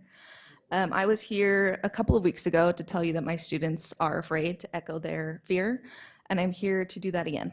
And I apologize if my voice shakes. I didn't know it was scarier to talk to grown adults than teenagers, but I'm doing my best. So I know I don't have to convince you of the courage that each of our students exhibit every day going to school in a country like this where they could be killed for going to school. I think we all understand the fear that they have on that. And I believe that the recent actions of ICE are adding on top of that fear that they have. They are feeling the reckless and illegal and dangerous and violent actions of ICE, and they're afraid that they're going to come into the school and exhibit those behaviors there. Now, sorry, I forgot what I was going to say. The recent actions of ICE, this is a very reasonable fear. This could happen to them. So, solutions. I would like to see you look into establishing sensitive location protections for places like schools and churches, places where children should be safe. They are always afraid that they're going to show up to their school. I got a phone call to my classroom phone last year from DHS looking for somebody. I told him it was a school. He didn't seem to care. So I would like you to look into making our community more safe in that regard. Councilman Ritchie, you mentioned using the tools that we have in a different setting. I would like you to use the tools that you have to help our children there. They're living in fear, and when you're afraid, you can't learn. So it feels useless going into school every day trying to teach them when all they're fearing is fear. They're not retaining information in this state. And when I became a teacher, I knew that I would do anything to protect them. When I was in school, I also had to go through school shooting drills. I didn't have to live with this that's going on with them right now. So I'm asking you to protect them as well. I'm asking you to take up that feeling that we all feel every day in the school. Thank you. Thank you, Kayla. Good evening. Good evening. My name is Diana Reza. I am a resident of Ogden. I'm making this comment as a public citizen, but I am also a private citizen, but I am also a public school educator who works primarily with immigrants who are learning English as a second language. And every day I see the impact of immigration enforcement in my classroom. I've had students who stop showing up to school, and it's not because they don't care. It's because their families are afraid to leave their home. And I've had students sit quietly, distracted, carrying the kind of fear that no child should ever have to carry. There are moments that stay with me, students asking questions in a roundabout ways, trying to figure out what's happening without saying it out loud. Moments where I can tell they're wondering if their family will still be there at the end of the day. As a teacher, I can teach reading, writing, and language, but I cannot teach a child how to feel safe when the world feels uncertain. And this is deeply personal to me. I am also the daughter of 2 immigrants. I see my own family reflected in these students, the same hopes, the same sacrifices, the same desire to build a better life. And right now, too many of those families are living with the fear as part of their daily reality. And that fear doesn't stay at home. It walks into our classrooms, and it affects how these students are learning, how they're engaging, and how they see their future. Our community feels this, our schools feel this, and our children are carrying this, and this is something that is affecting real people in our city every single day. Please take some form of action to help those in our community. Thank you. Thank you very much. Good evening. Hello, I'm Joanne Lawrence. I'm a resident of Ogden. It's been several years since I've come to these city council meetings on a regular basis. And the last time there was a rift in our community, a very severe rift, a dangerous rift. And one segment of the population was separated and dealt with differently.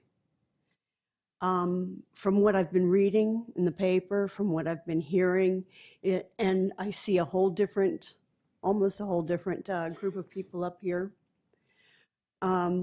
We've been maybe trying to heal that and build bridges to one another. At least that's the rhetoric that I've heard from this new administration. Ogden has worked to build bridges, but what's happening now with this separation of our community is that it's really damaging the social fiber of our community. And we need not allow additional separations to occur for us. We need to support each other.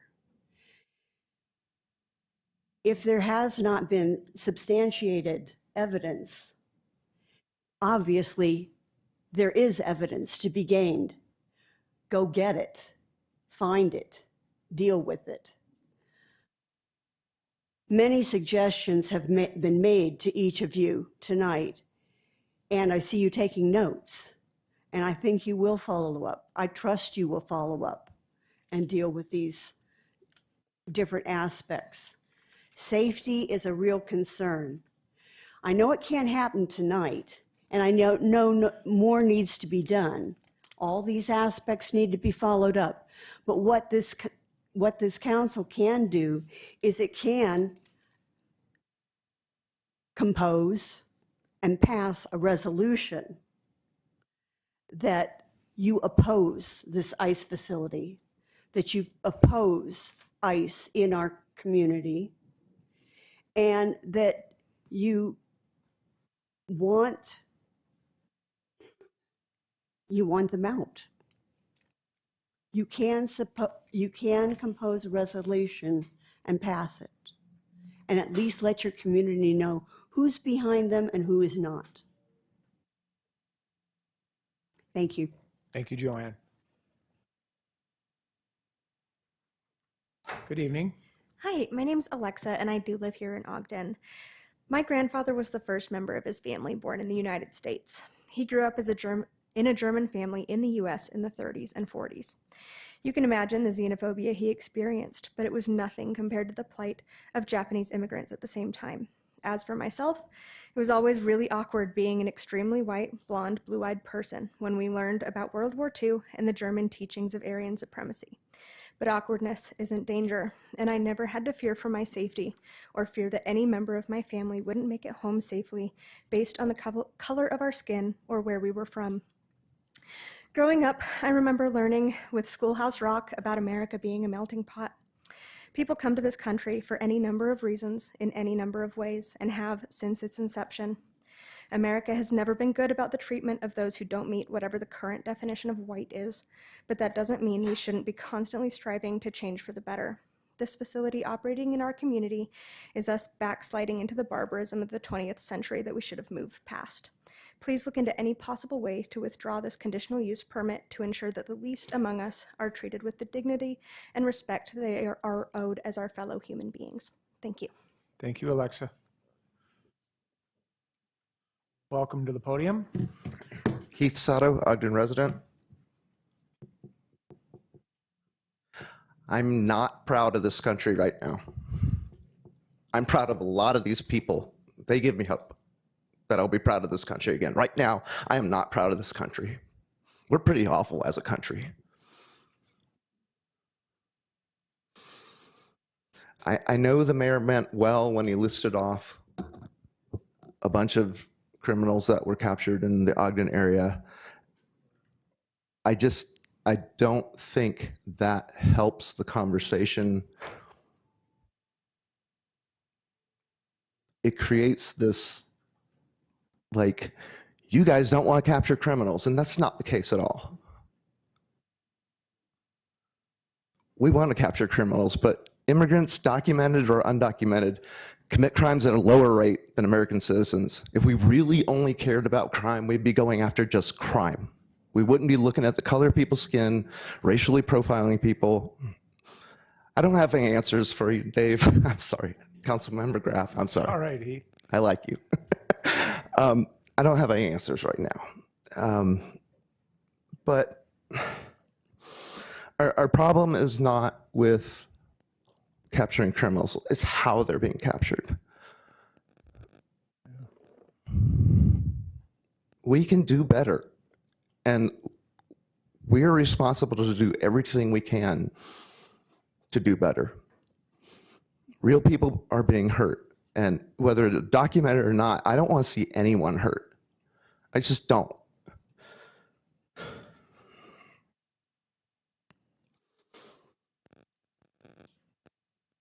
I don't think ICE started out as a terrorist group that's become one. It's been turned into one. They're literally terrorizing communities. And that's why people are acting out and why horrible things are happening. People are reacting to the way they're being treated. Anyways, I know you've all heard this quote a million times before, but I don't know when it's gonna land for everyone. Those who would give up essential liberty to purchase a little temporary safety deserve neither liberty nor safety. Ben Franklin. And I feel we're giving up liberties and not even getting temporary safety. We're less safe. And I'm sorry I don't have any answers. I really am. Thanks. Thanks for coming.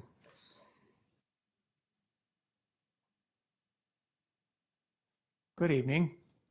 Good evening. Angel Castillo, Ogden resident, former planning commissioner.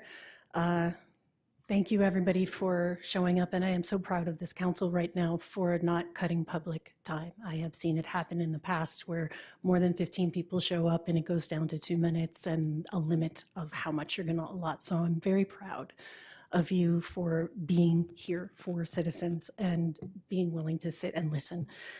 I've sent you all an email that has some Utah correctional facility requirements by the state and some case precedents from the local tri-state area on CUPs and roles. And as a former planning commissioner, I am very aware that it is not your job to revoke a CUP. However, you do have oversight over the laws that you make. So my request isn't asking you to take action, it's about oversight and process. The facility in question was approved as a short-term processing center, detention center, measured in hours, around 2 hours, and up to 10 hours in limited cases.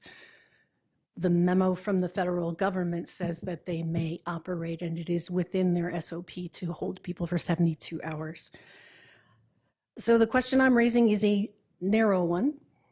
Is the facility still operating within the scope of what was originally approved? Plain and simple. I want to be clear, this is not about federal immigration policy. It's about local land use compliance. Under Ogden City Code, changes in duration, intensity, or function are not considered minor and require review. And under Utah law, conditional uses are expected to remain in compliance with the conditions under which they were approved.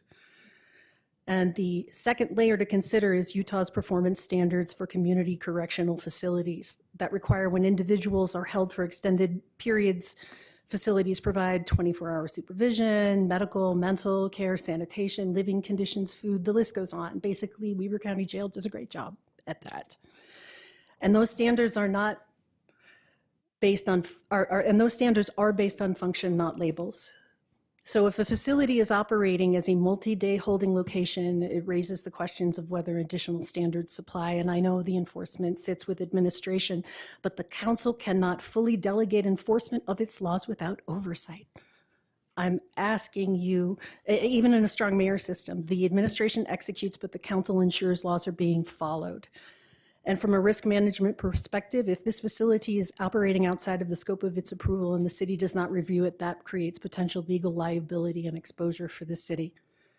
So, has it been violated? Thank you. Thank you.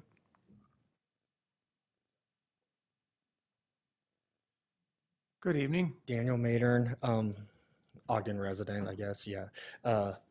So I just wasn't very planning on talking, but I wanted to talk to Thor, see what he was going to say. So basically, when the permit was issued, as they mentioned, ICE had a policy that it would hold individuals for 10 hours. That policy is now 72 hours. They said that they're doing about 5 people a day. I would like to ask them, how many are they capable of processing and staying within those guidelines? And are they able to ensure that they don't go over that limit? And what is their plan if that is to happen? From my personal thing, though, actually, I am an attorney. I'm a criminal defense attorney, and ICE claims that they're deporting murderers, rapists, sexual abusers, the worst of the worst. I don't have a problem with that. I mean, it is what it is. I want those people gone as well. Actually, I own my own practice, and a lot of those people, if they came to me to represent them, I say, no, I don't represent people like that. But none of those cases are brought in the Ogden City Justice Court, obviously. I do know, I've talked with the prosecutor, the translator, judge, clerks about that February incident where ISIS showed up at the Justice Court. That was a disaster. Nobody knew what was going on. They had to put somebody in the other room so they wouldn't arrest them in front of them. And the kids were there. I'm not sure if you guys have created a policy yet when it comes to the Justice Court and how to proceed if ICE comes forward in that regard.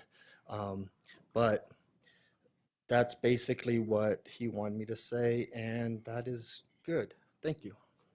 Thank you.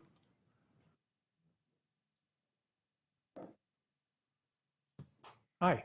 Hi, my name is Jessica Matthews. I am a lifelong Ogden resident. And I do want to make it clear before I start, undocumented immigrants are not criminals, just simply for being undocumented.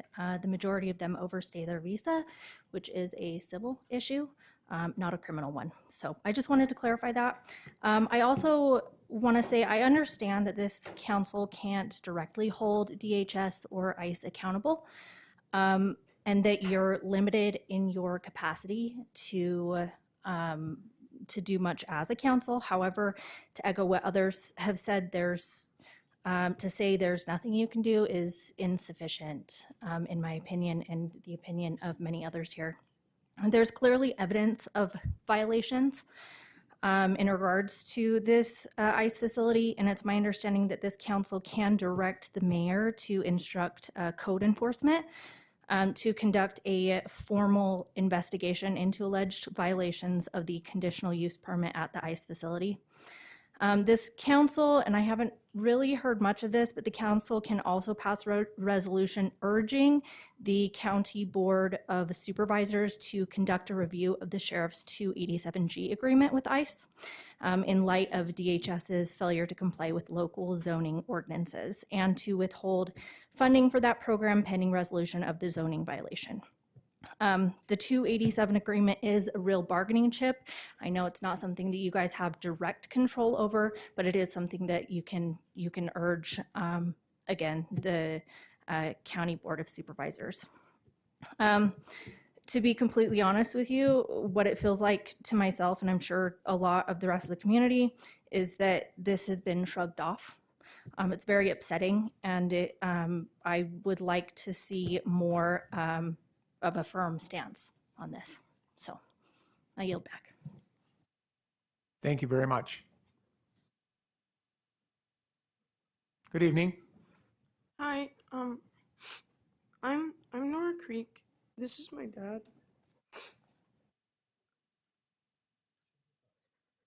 Welcome, Nora. Who are your neighbors? He's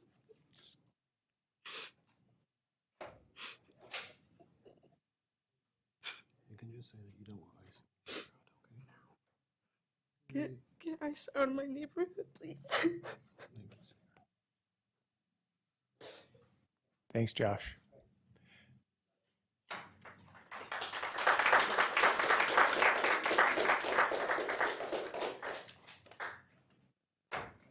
Good evening. Good evening. My name is Jenny Groff. I am actually not a citizen of, a resident of Ogden. I live outside of Ogden limits, but just far enough for it to count. I am up here because, to be honest, at the beginning of the public commencement session, it was suggested and emphasized that we focus on solutions. And I want to turn that back on you. I want to know why it is that the council is asking for solutions from the community when it doesn't seem like the council is actually doing much to find solutions itself. I understand that there have been a couple of the council members who have been working with members of the community to find solutions. And I know that the community has come out repetitively, and members of the community have come out repetitively to say that this isn't okay and that we don't feel safe with ICE in our community and the way that it's being handled. There is a good precedence for this. We see this across the country all over right now, where communities are facing devastating effects from the effect of ICE. And you have the opportunity right now to do something. Now, there are lots of people here who have come and talked who have better skill sets than I do to give you like legal advice and planning advice and all of this, and they've done their research, and that's great. But the thing is that you guys were voted for and elected to do this job. Why aren't you doing it? Why are you sitting here and with hardly any seeming effort on your part asking for input from the community? That seems outrageous that you would sit there in your seats and ask for community input without putting in your due effort. You asked the presenter who was here for the planning committee, and you're like, you should reach out to the community and you should work. They had done all the work, they had taken emails, and they had, but you said, you should reach out to your community and get further input. You wanted them to do further due diligence before they went farther on their planning. Why are you not doing that same due diligence? That's what you were elected for, and it seems abysmal that you are not doing that. Thank you.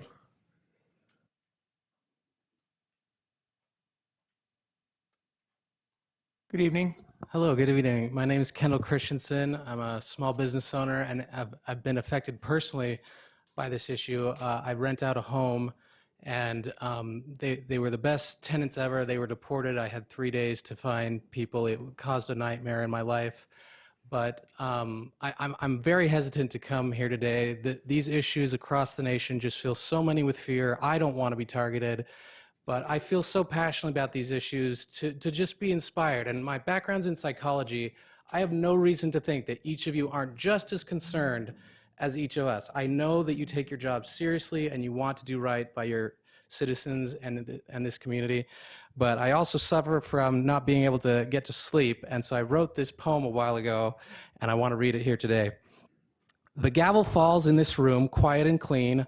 But on our streets, the air is heavy with the fears of those too often unseen. You talk of city safety, of autonomy and law, but there's a shadow in our nation with a heavy, overreaching orange claw. They don't come with the judge's name signed on the line. They come with administrative whispers, blurring constitutional designs. A warrantless entry at 5 a.m., a door kicked in by federal might, turning a family's sanctuary into a theater of fright. Is this the safety we promised our residents? Is this our city's pride when the Fourth Amendment is a paper they've simply chosen to cast aside? Look at the protected spaces, the pews, the desks, the beds. Where should be sensitive locations now hold a price on people's heads. When a mother fears the clinic, when a father fears the school, we haven't strengthened order. We've surrendered to what is cruel. Our neighbors are not data points for a fanatic's terrible screed, tracked for a warrantless hungry need.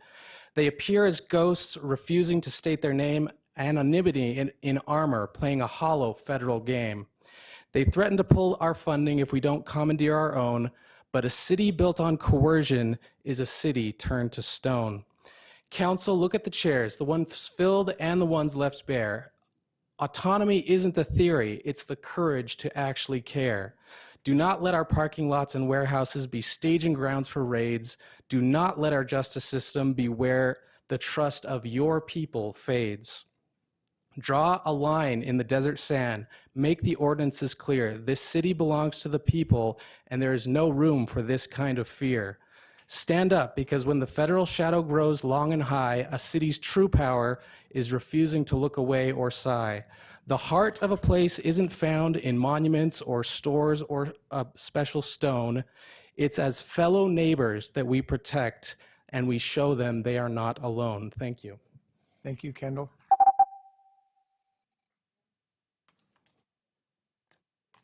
Good evening. Hi, I am Rachel Moore. I was here about a month and a half ago at a different meeting. And I'm back again, my first opportunity. I sent some emails to some of you and got some nice responses, and I appreciate that. I want to start by saying definitions are important. When we use terminology like illegal immigrants, they're all rapists, murderers, etc. This paints everyone with the same brush, and I think that's super unfair. It is a civil offense to be here undocumented. It is not a criminal offense. So I think that's important to put at the front of your mind when you're thinking about, police activity and ICE activity and what they're doing here. These are not all people who need to be rounded up and taken away.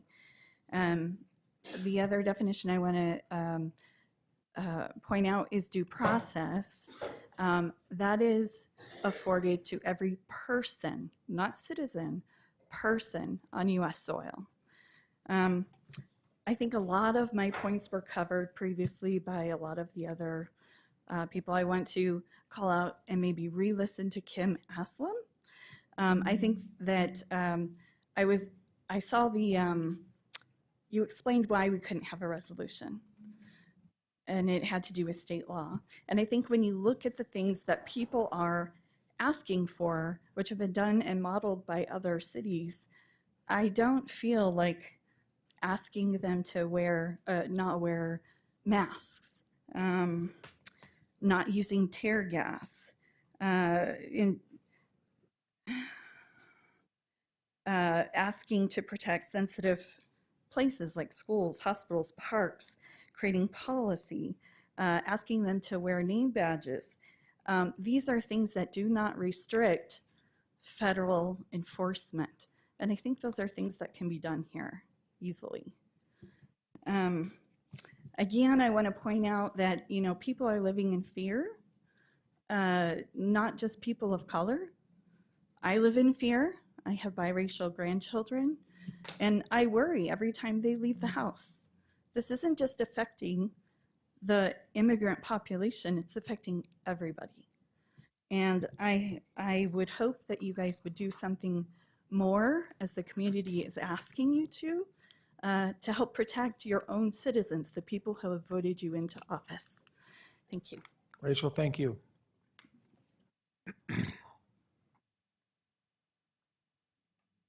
Hello. Hello, my name is Kim James and I am a resident of Ogden. I have 2 adopted children from the country of Colombia. They have very brown skin. And there was an article in the news today about people who are adopted now feeling like their status in this country and their safety is insecure. I know that doesn't have anything to do with what we're talking about here in Ogden specifically, but the feeling that people are having is dire. I retired last summer after 12 years of being the pastor at First United Methodist Church of Ogden. And I remember so clearly October 25th, it was a Tuesday in 2022. October 25th, 2022, Tuesday, when 2 Cuban immigrants appeared at my church door asking for help. The next day, I drove them in my car to this very ICE detention facility that we're talking about. We rang the doorbell, and the man came outside the building and shut the door and said he could only talk to us in the parking lot because the facility wasn't intended for people to come in and have a conversation. Sometime later, I don't remember the date of the second time I went there with my Cuban immigrant friends, that man helped one of the Cubans regain his passport, which had been taken away from him in Texas. He was helpful. We still stood in the parking lot. We were told that it was like a jail with piles of paper to the ceiling, and there was no place for anyone to walk inside the door. It was still, even under those circumstances, a place where someone was talking to us about the future. In 36 months, you might get a call to go to a court appointment for your asylum hearing, and we got a little hope that something would happen that would be positive for these immigrant people. But I have to say that if that circumstance happened today, if I were still the pastor of First United Methodist Church and immigrants came to my church door asking for help and they told me they needed to go to an ICE facility, I would not want to drive them there. I would do everything in my power to talk them out of going there. It's just wrong that we have this fear. Thank you, Kim. Good evening. Good evening. We have to start telling the truth about what's happening. Your name, please, yes, for the record, and where you Cassie, reside. Ogden resident. Cassie Harbeth, Ogden Thank resident. you, Kathy. I was going to get to that part in my story, but we have to start telling the truth about what's happening right here in Ogden. Because let's be real, we all know ICE is not some far away issue. It's here, it's clearly in Utah, and it's ramping up in Ogden. And as an aunt to a disabled niece, I'm here to speak specifically on the issue of intersectionality with ICE. This is an immigration rights issue, and this is also a disability rights issue. So with that, hi, I am Sloan Harbath's favorite aunt, Cassie. Thank you. And if you know Sloan, you know she is everything. She's tenacious, resilient, and has been through more than most of us will ever go through in our lifetime, and she will be turning 7. She's also deafblind with a history of being trached, vented, and tube-fed. So she has relied on trained, trusted caregivers for her safety, communication, and daily life. When you remove Sloan's caregivers, her life is at an unbelievably high risk. I watched my sister after I have called 911 as she tells EMTs what they need to do to save Sloan's life. I've been the one to suction Sloan's airway like it's a normal Tuesday afternoon. I've been the one to tube feed her multiple times in a day. I would ask you all to reflect. Have you ever been in a position like that? And would you be able to step in and know what to do in a moment's notice with a trach or a G-tube if somebody's caregiver wasn't nearby? The horrifying part of this story is that we've already seen what happens when ICE collides with disability. A disabled man named Whale Terabishi depended completely on his father for care. Whale, like Sloan, also had a trach and medical needs. Whale's father was detained by ICE. And without his dad, Whale's health declined. He was then hospitalized and he died alone. This was all preventable. And only happened because Whale's dad was taken by ICE. Now imagine that happening here in Ogden. Imagine something like that happening to Sloan or one of her friends in Ogden, here in our community. And you can't say, that would never happen here, because it happened in Texas. Why wouldn't it happen here? Immigrant families are the backbone to everything we do. They are our neighbors, they are our coworkers, they are our doctors, our nurses, our medical professionals. Think of Sloan. Thank you, Kathy.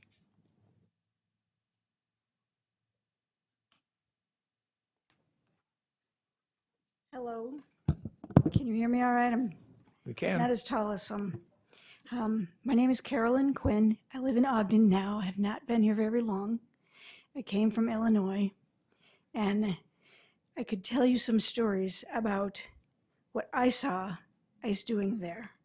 I would like to invite you to ask further questions of me at another instance. I've been hearing people tonight and over the week talking about inhumane conditions in holding facilities where ICE is bringing our immigrant neighbors. And I just want to share with you something that was heard by a person who was detained waiting for processing. She was in this room with 9 other girls, and I say girls, she was 38 years old. She had 1 sandwich since she had arrived there, no showers, no beds available for anyone. The guards mentioned to these girls that they have it in paradise there, because in the same amount of square feet, 250 square feet, there are over 100 male detainees in the same building. She did end up getting processed and sent to a jail in a different state.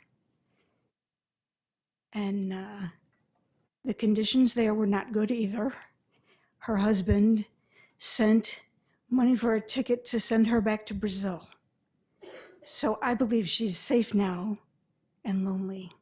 I came to Utah because my son established a family here and I wanted to be with my granddaughters in their childhood. The woman I'm just telling you about, who got sent back to Brazil, left behind an 8-year-old daughter, and I'm a retired teacher of third graders who are 8, 9 years old.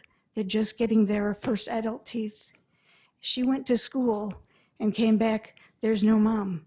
There was no saying goodbye. There was no inkling that this was going to happen. She just disappeared. This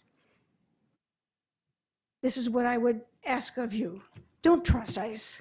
Don't trust them. I know you're hearing some stories from their side, and I could tell you it's not real. Thank you. Thank you.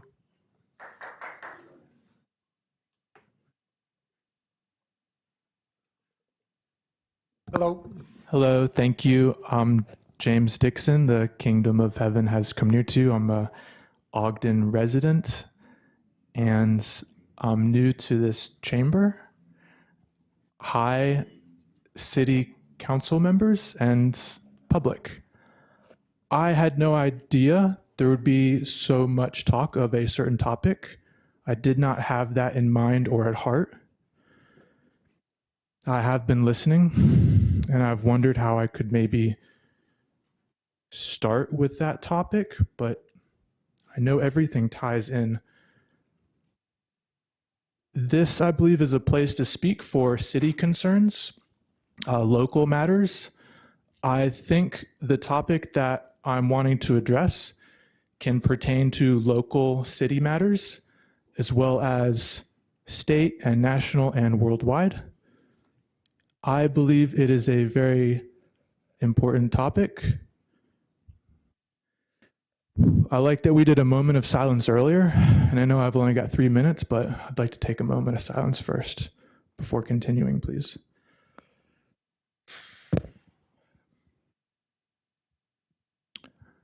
Okay, thanks. So I have found deception, and I'd like to call it out. The deception that I have found is on a mass scale, and I believe what I have found to be is accurate and not fake. I have tried to figure out how I might discuss this specifically or in general, and it is difficult. So I think deception is not cool. And for somebody to be an imposter, like with a fake name, is illegal. It's fraud. And I believe that to be going on a mass scale in many different fields, politically and in entertainment. So this could be considered a conspiracy. I think it's a conspiracy truth. And I think it is aligned with biblical words.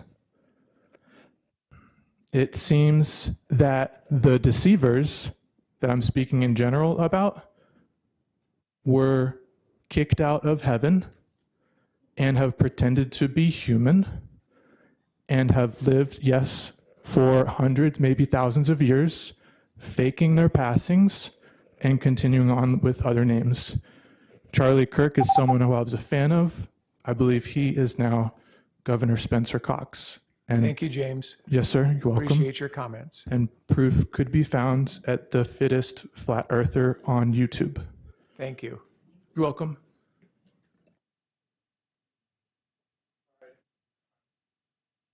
Good evening. Hi, guys. My name is Tom Zalay, S-Z-A-L-A-Y. And I arrived at Ogden about 1994 to work for the Standard Examiner as a photojournalist. So you saw me taking some pictures, just because that's what I do, even though I'm not working for anybody. You know, newspapers used to cover a community, and everybody saw the same article and same photographs. And now we all see our different silos on Instagram and social media and whatever you subscribe to. It's geared towards you guys. And I don't know all of you, I know a few of you. And, you know, I think it's really important that and I'm grateful that you gave us this time tonight, that everybody has a voice and everybody needs to be educated. I quit newspapers because they died and became a public education teacher. And I worked with the refugees and immigrants and everything down in Salt Lake City for 22 years. And I photographed a lot of migrant workers and, living in lean-tos and shacks in San Diego County where I work. And I've never met a bad migrant or illegal. They all want to just work. And they just want to feed their family. And then they just send 90% of their paycheck home. And they just want to be left alone. And they're just really beautiful people. Get time to know them. Take your time. I'm asking all of you to go talk to some homeless people. Go talk to some migrants. Because we're human. And you're being conned and you're being programmed by a wicked person in the White House. And the history shows pretty well they're playing the playbook. It's a dictator's playbook.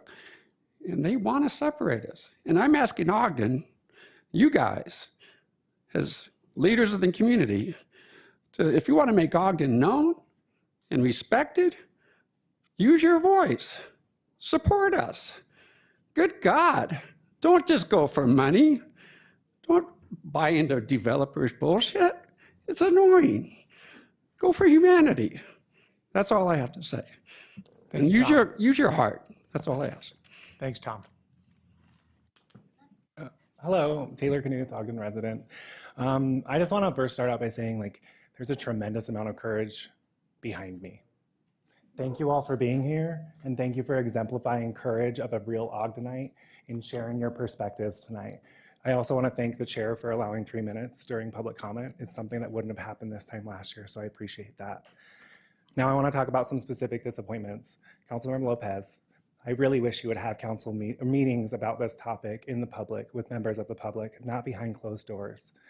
Chief Administrative Officer Mayor Brown, I would like the Community Engagement Director, Luis Lopez, to be doing the same thing. We pay someone full-time, you guys, to communicate with you guys. I don't know if you've met them or know who they are.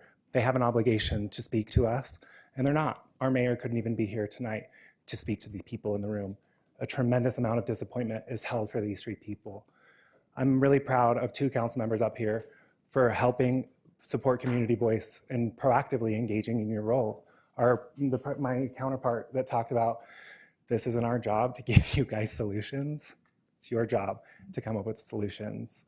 I also want to encourage this council, and I've been doing this for about 15 years now, to get your own lawyer, because what you're being fed by the city lawyers is quite honestly and truly not the facts. Kim shared some facts about other cities who have exemplified courage. Maybe you could pick up the phone and call some of these city councilors. Maybe the mayor could pick up the phone and call some of these mayors to try to figure out what can be done in our community. Someone was stolen from our courthouses right here in Ogden, and we allowed that to happen. I don't know who needs to die in our community for you guys to take this conversation seriously about the insurgency of federal officers here in Ogden City, but it needs to stop. That report, that DHS report that a community member found, not your lobbyist, not your lawyer, community member found it and digested the data for you. They did their job. KUER, who is a member station of PBS, the oldest and most important piece of journalism and media in this country, reported on the facts, and you all still need to do an investigation. It is laughable, and I encourage you all to do better. Thank you. Thank you, Taylor.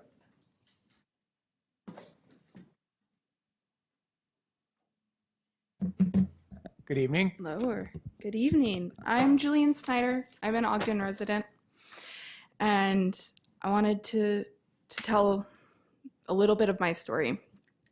My husband and I previously lived in Utah County, and we first looked to buy a house in 2019. We put in an offer or 2, but didn't find anything we were really excited about. So we started looking again in 2021 after my husband had advanced in his apprenticeship. Because home values had continued to rise, we were still having trouble. A neighbor asked if we had considered looking north of Salt Lake City. I really didn't want to move that far. I had found a school I loved for my son, who was just starting kindergarten, and we'd been in our city for 3 years at that point, and we're just starting to build a community. But she had a good idea. My husband's commute would be the same length, and when I saw we could get a house with a yard, I knew the opportunity was good enough to change our previously made plans. There are many unique things about my 108-year-old house, but I'd like to focus on one. We have an easement with a neighbor. We share a driveway that goes between our homes and splits in the back to our respective garages. A few months after we moved in, our neighbors bought another house, keeping this one as a rental. They slowly fixed some things before renting it out, but it sat empty for at least 11 months. We got comfy during this time. We could park in front of their house without displacing anyone. We could keep a fence shut so our kids would stay in the backyard or at least be slowed down. Occasionally, I would park right near our back door, still fully in the shared driveway. I wasn't in anybody's way.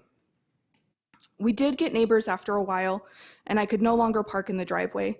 Our choice to park in the driveway was always illicit, and the enforcement mechanism was inactive for a time, but that didn't invalidate the rule. It would be bad for me to interfere with my neighbors right away. Leaving my car in the driveway could slow them down, keep them from work or medical care, and prevent their reasonable enjoyment of their home. 11 months of breaking the rule on my property doesn't mean I can resist obeying it now. Continuing the same actions I'd taken for almost a year would be wrong. And if I continue to break this rule, the neighbors have the right to have my car moved for me. No amount of people on my side makes breaking this rule acceptable. This home was my chance for stability and relative home affordability, but I cannot misuse that opportunity and remain justified, no matter how long I got away with it before. That's all. Thank you, Julianne.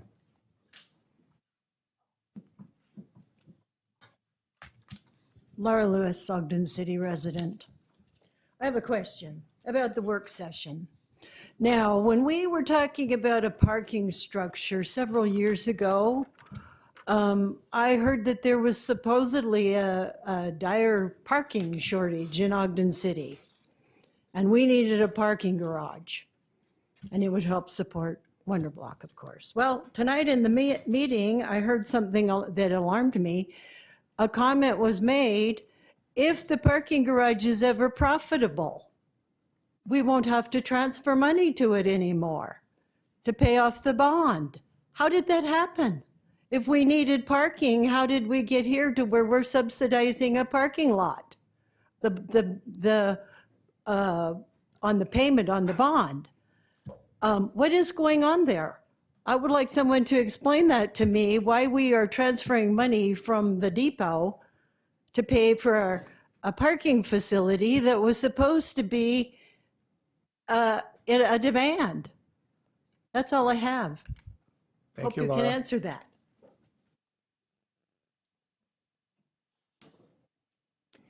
Anybody else in the room? We do have one hand online. Sorry, I don't know if we can speak twice or not, but I have one more point to make quickly. Can you email us?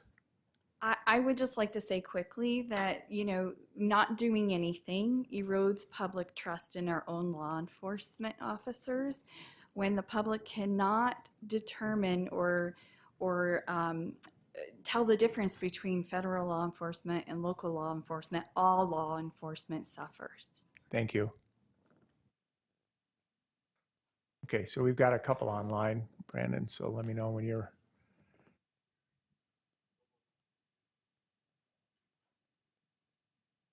Anna, can you hear us?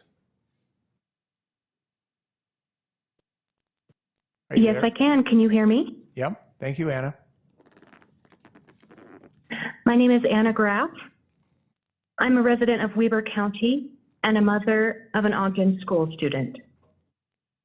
I care deeply for my child's classmates, for those children and for their families, and for the children and families of our other Ogden schools. As a country, we have many things in our history that were legal, lawful, harmful, and shameful. Those things changed when good people refused to be silent and still. There's been a lot of comment tonight about oversight, risk management, liability, the 14th Amendment, use agreement. I'm not going to recap those. But I hope that you will analyze the agreements, the permits, and all of the tools at your disposal and start cutting the path and showing the way for other cities and councils to move forward and to provide security and safety for all. Thank you.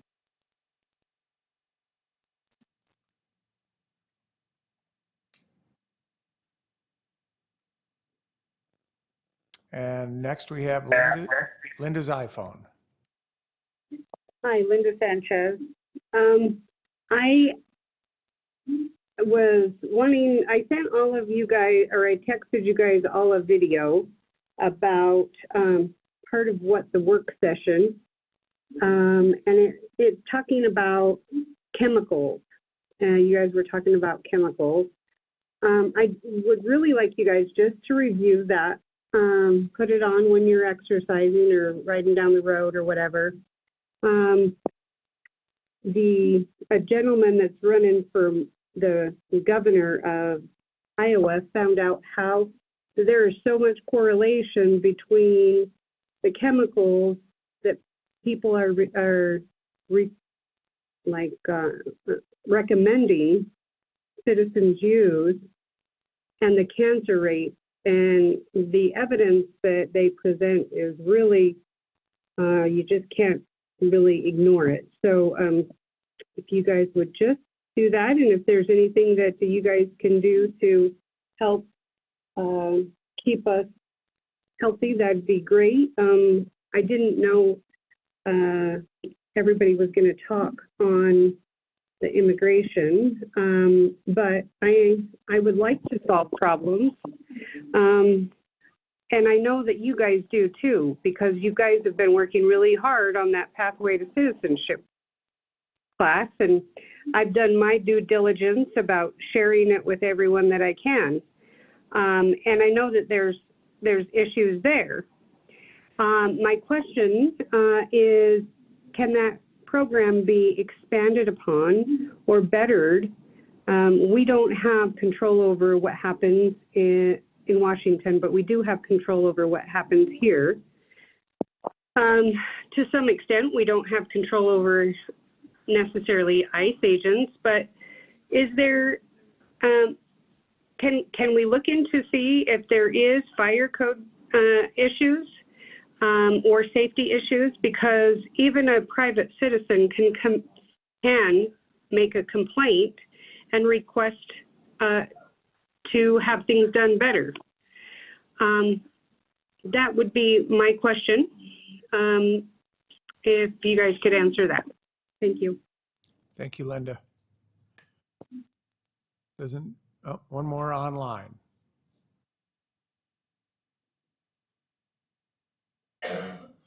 Good evening, you're on with us. Oh, we got to unmute him, I think.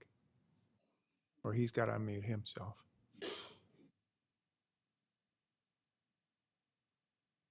Gary, are you there?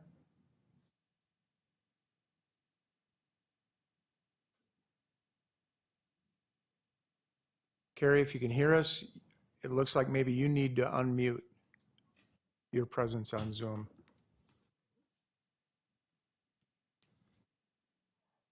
There we go. Are you there?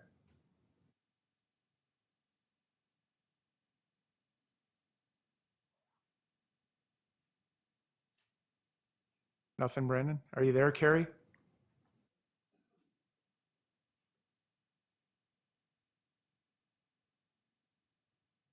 Can we go to Teresa while maybe, okay.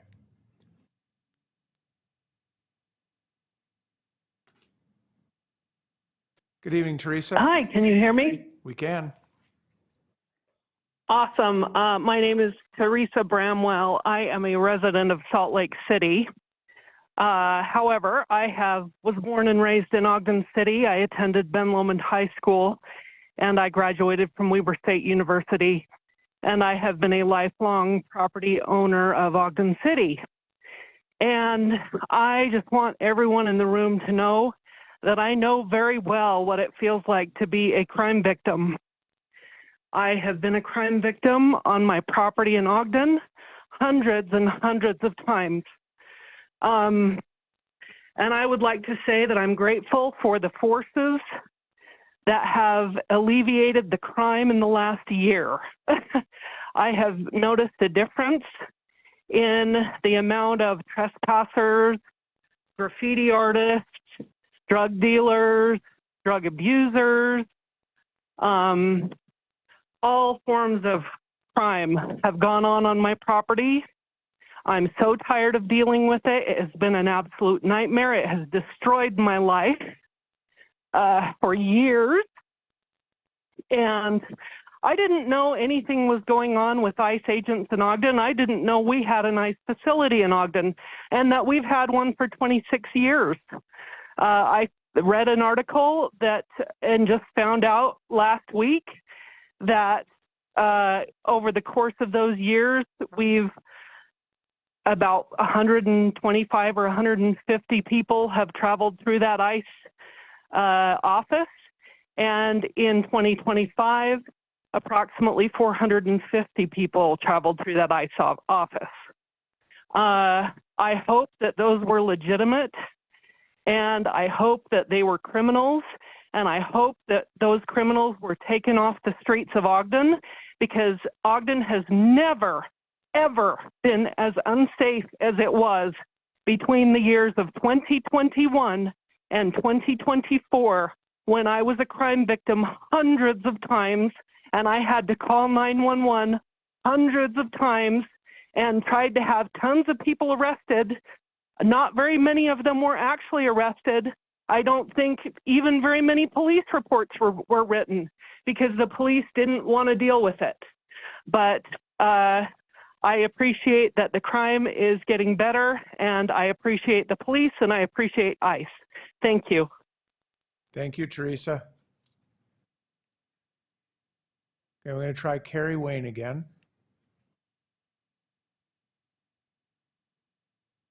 How are we doing this time, Carrie? Are you there? Can you hear us? We can't hear you. We cannot hear you.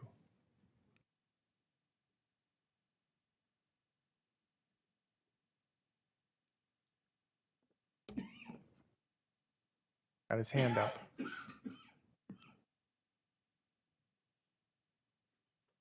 I'll try one more time, Brandon. Thank you. Carrie, are you there? All right. We're sorry we missed you, Carrie, if you can hear us. We gave it our best this evening. One more to come to the podium? Yeah. Thank you.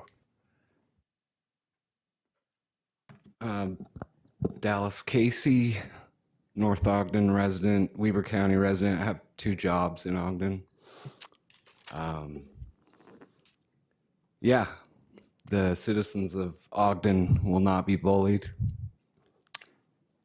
and was inspired tonight. I'm the grandson of Bert Smith, probably a thorn in your guys' side for a long time. But ICE out. Anybody else? Going once? Going twice? Tom, actually, everybody gets one turn. Somebody got away with 2, but we'd welcome you to email or text. Thank you, Tom, for understanding. Ladies and gentlemen, thanks for coming and sharing your passion and your perspective, your thoughts, your ideas, and your experience in Ogden around all of this.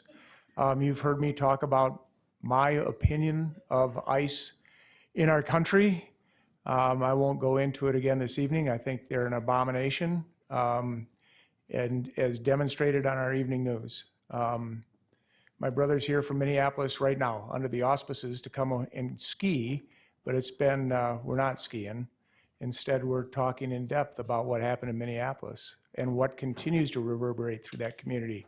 It's been absolutely horrific, and it will last for a long, long time. Appreciate your input. Anybody on council want to make any comments following public input this evening before we move to adjourn? Oh, that's right. Thank you. I'm sorry. On parking.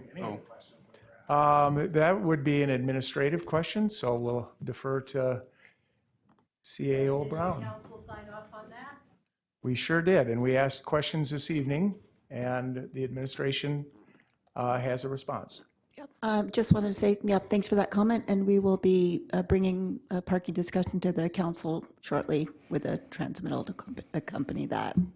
Okay, so we're looking for a transmittal around paid parking that will support the bond issue and the bond debt for the parking facility at Wonder Block. And I would just add, when that was passed, there was an anticipation that there would be a roll-up period where, while the parking structure was being created and everything was being rolled out, that the BDO lease revenues were intended to supplement that or cover that period. And again, looking at the pro forma, that was our question: is shouldn't those revenues come in and replace that? And that's part of the discussion. So, yeah. And then there was also a comment about chemicals, and I think that was related to the sewer treatment plant and the discussion there that they have implemented a new strategy to use UV for treatment of sewage, and the chemicals that had been stored on site were a concern to some of the surrounding communities, and they hadn't ordered any new, and they'd just been using those down. And I think they'd finally gone through, and the chlorine was the chemical that was in question. And UV is ultraviolet light, yeah, correct? Right, Okay. correct. Did I miss anything else around questions outside of ICE? All of the ICE questions. Thank you, Taylor. Are they going to be answered? All of the ICE questions, are they going to be? Will you get back to us and give us an answer, please? Yeah. Well, I'm asking if they're going to be answered tonight. There won't be any answers tonight. I heard that. Okay. Unless, Kevin, do you have any answers? I have a question. No, Taylor asked for answers. I believe that this is addressing one of his concerns directly, Okay. actually. We did get a statement today from the administration regarding the conditional use permit. I don't have it in front of me, but I was trying to take notes. I believe there was a full stop sentence that said ICE is in compliance with the conditional use permit.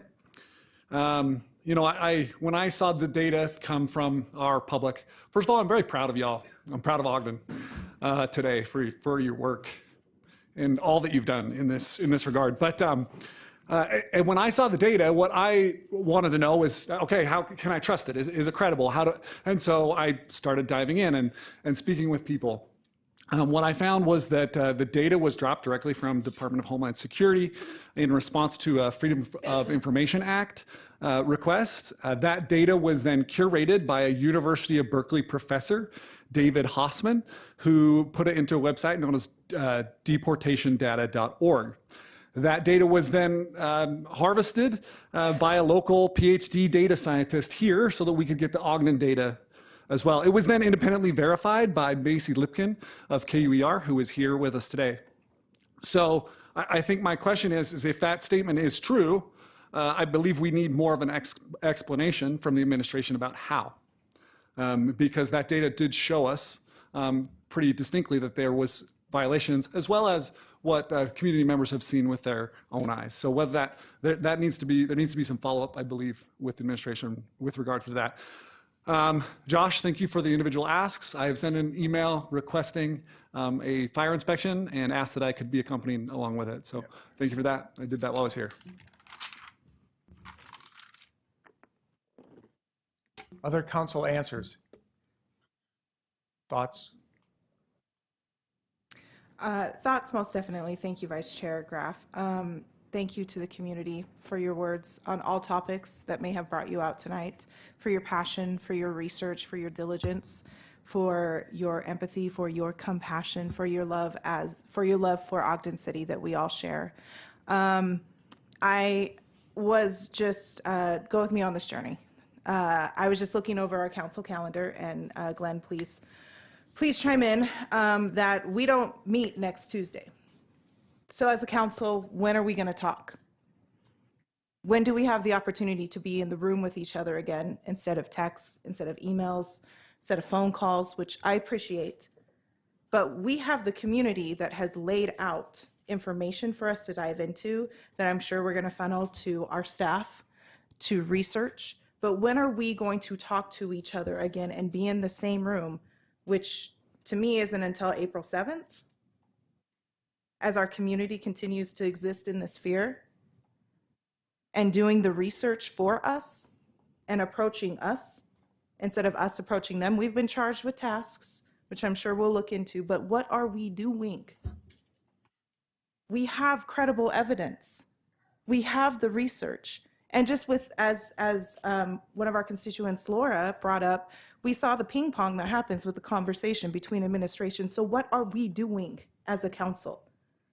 We are oversight. We are the legislative branch.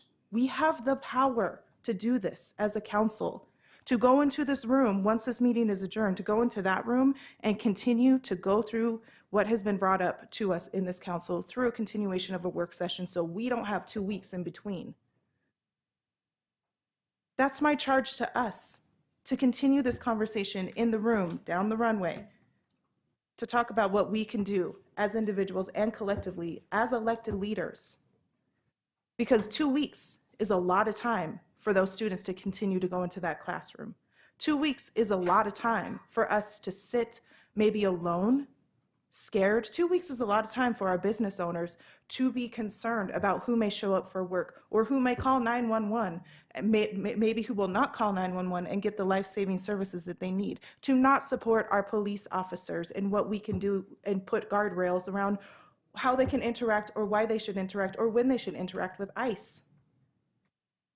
This has been since January 20th, I believe, when Councilmember Lundell and I presented from the dais that we were working on a joint resolution.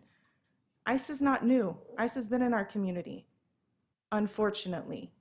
We have everything in front of us. We have the minds up here on this dais that we can keep working together instead of closing our laptops, responding to emails from the convenience of wherever we may be. Let's do it. Let's continue this conversation in that room.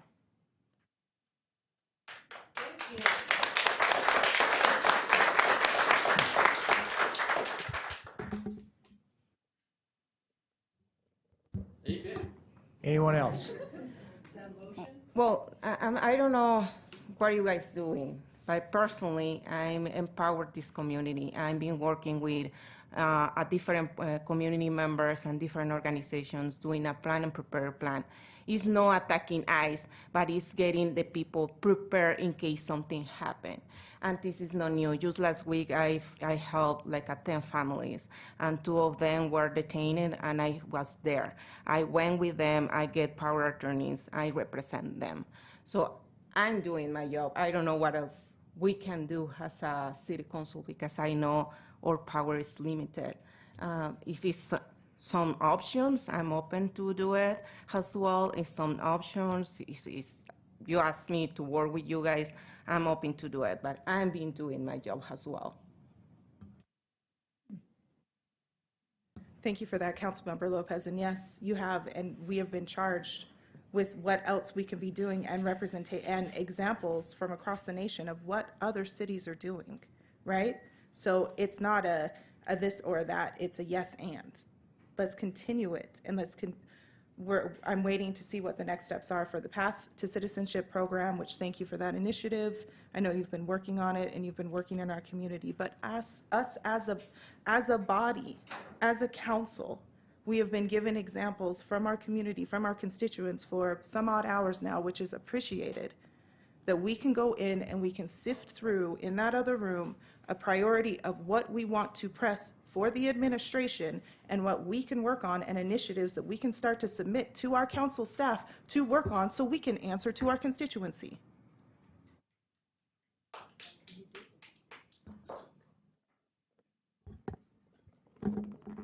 Thank you. Silence is deafening. I think I would like to just say I appreciate everyone who came and shared their thoughts and feelings on this issue. It is tough. It's a national issue that's facing a ton of communities. I can imagine there's probably conversations like this happening all over the country. I can only imagine.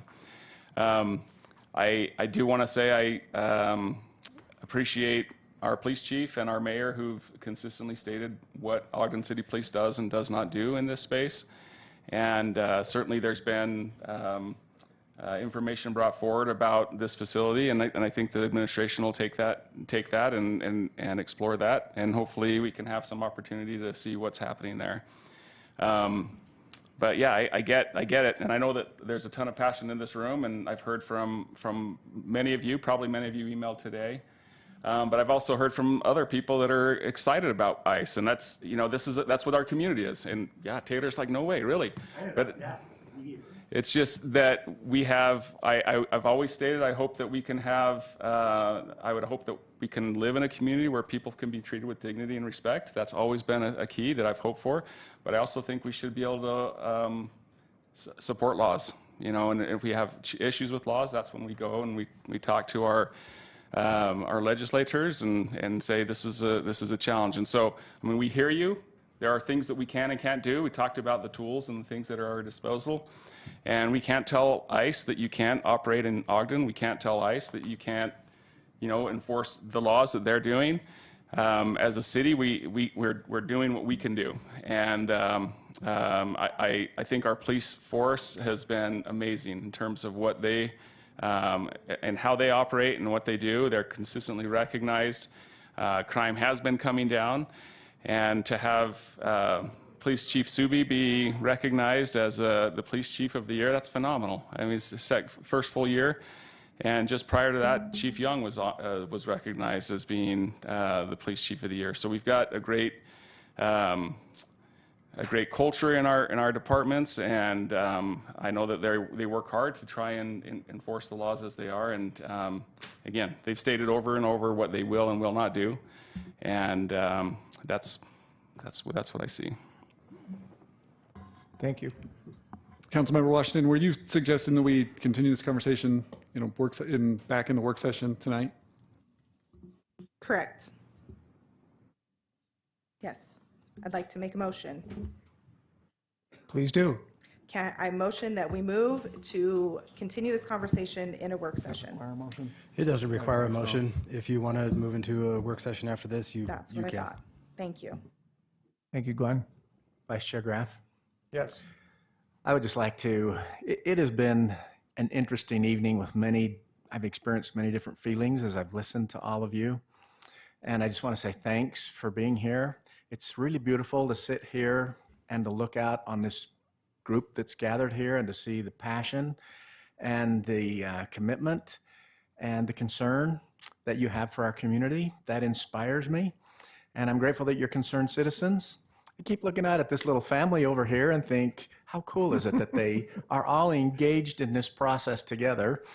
And there was a time or two when the dad had his hands over his daughter's ears. I'm not sure what that was for, but nonetheless, what a beautiful evening it's been. Uncomfortable at times. That's what part of this is all about. We don't have all the answers, Taylor. I wish we did. Our hearts are with those that suffer. I've been out to Weber County Jail with 4 separate people as they've been detained by ICE when they could have been released. Bail's been paid, everything's all set, and ICE has detained them. I wish I had the answers. I don't see anybody that has a perfect answer. And maybe that's something that we need to work through as a community to search and try to find that sweet spot. I think that was Vice Chair Graff's opinion when he invited public to step forward. I don't have an ounce of criticism for that recommendation, only gratitude and thanks to all of you and to our leadership. And just to conclude my remarks, I'd just like to say thanks to Councilwoman Lopez and to Councilwoman Washington and to Councilman down the hall over there, Lundale, excuse me. They came on board as new members of the City Council with passion and commitment, and they are a driving force for really good legislation. and good commitment and a willingness to just go and do, and that inspires me.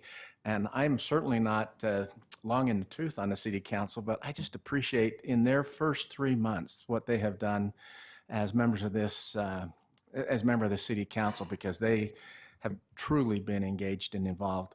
But there's many excellent people here. I don't want to demean or say that anybody else hasn't been good. But please bear with us. We don't have the answers. We have a commitment. We have a desire, just as you do. What you've said tonight rings true, touches our hearts. We mourn with those who suffer. We feel deeply for those who've paid such a deep price. Our hearts go out to our children at schools who experience some of the things that you've talked about tonight. We hope we can find that sweet spot.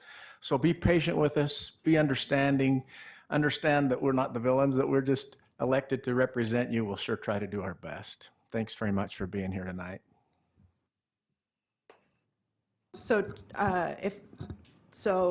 Glenn, no motion needed to go to have a continuation of the work session. It would be up to the chair, or in this case, the vice chair, to determine if you wanted to go back into that work session. Thank you. Say that again. It's up to the chair or the vice chair, so council leadership, to determine if you want to continue that work session. Okay. I'll go first. I, for one, have had a long day. I'm not sure that I'm going to find myself very productive beginning another discussion at 10 after 9 p.m. I'm not opposed to finding a place where we can meet prior to our next scheduled meeting, but I don't feel I'm at my best at 10 after 9 after a day they got me out of bed and going at 5 a.m. That's me. So then, as a council, how would we move forward to potentially find another date to meet before our next meeting, so we don't have a 2-week? Well, again, it's up to council leadership. You can always call a special meeting. There's typically some noticing requirements, typically 24-hour minimum, unless it's an emergency situation. So the chair and vice chair could determine to call a meeting anytime that we could meet that notification requirement. Council leadership is scheduled to meet Thursday morning at 8:15. If we take it up at that point in time, is that okay? And work to schedule something prior to our next scheduled meeting? Would you be willing to send out a calendar to see when the best, like, top 3 days that council members could meet? So you already have that information prior to that meeting to hold a special meeting?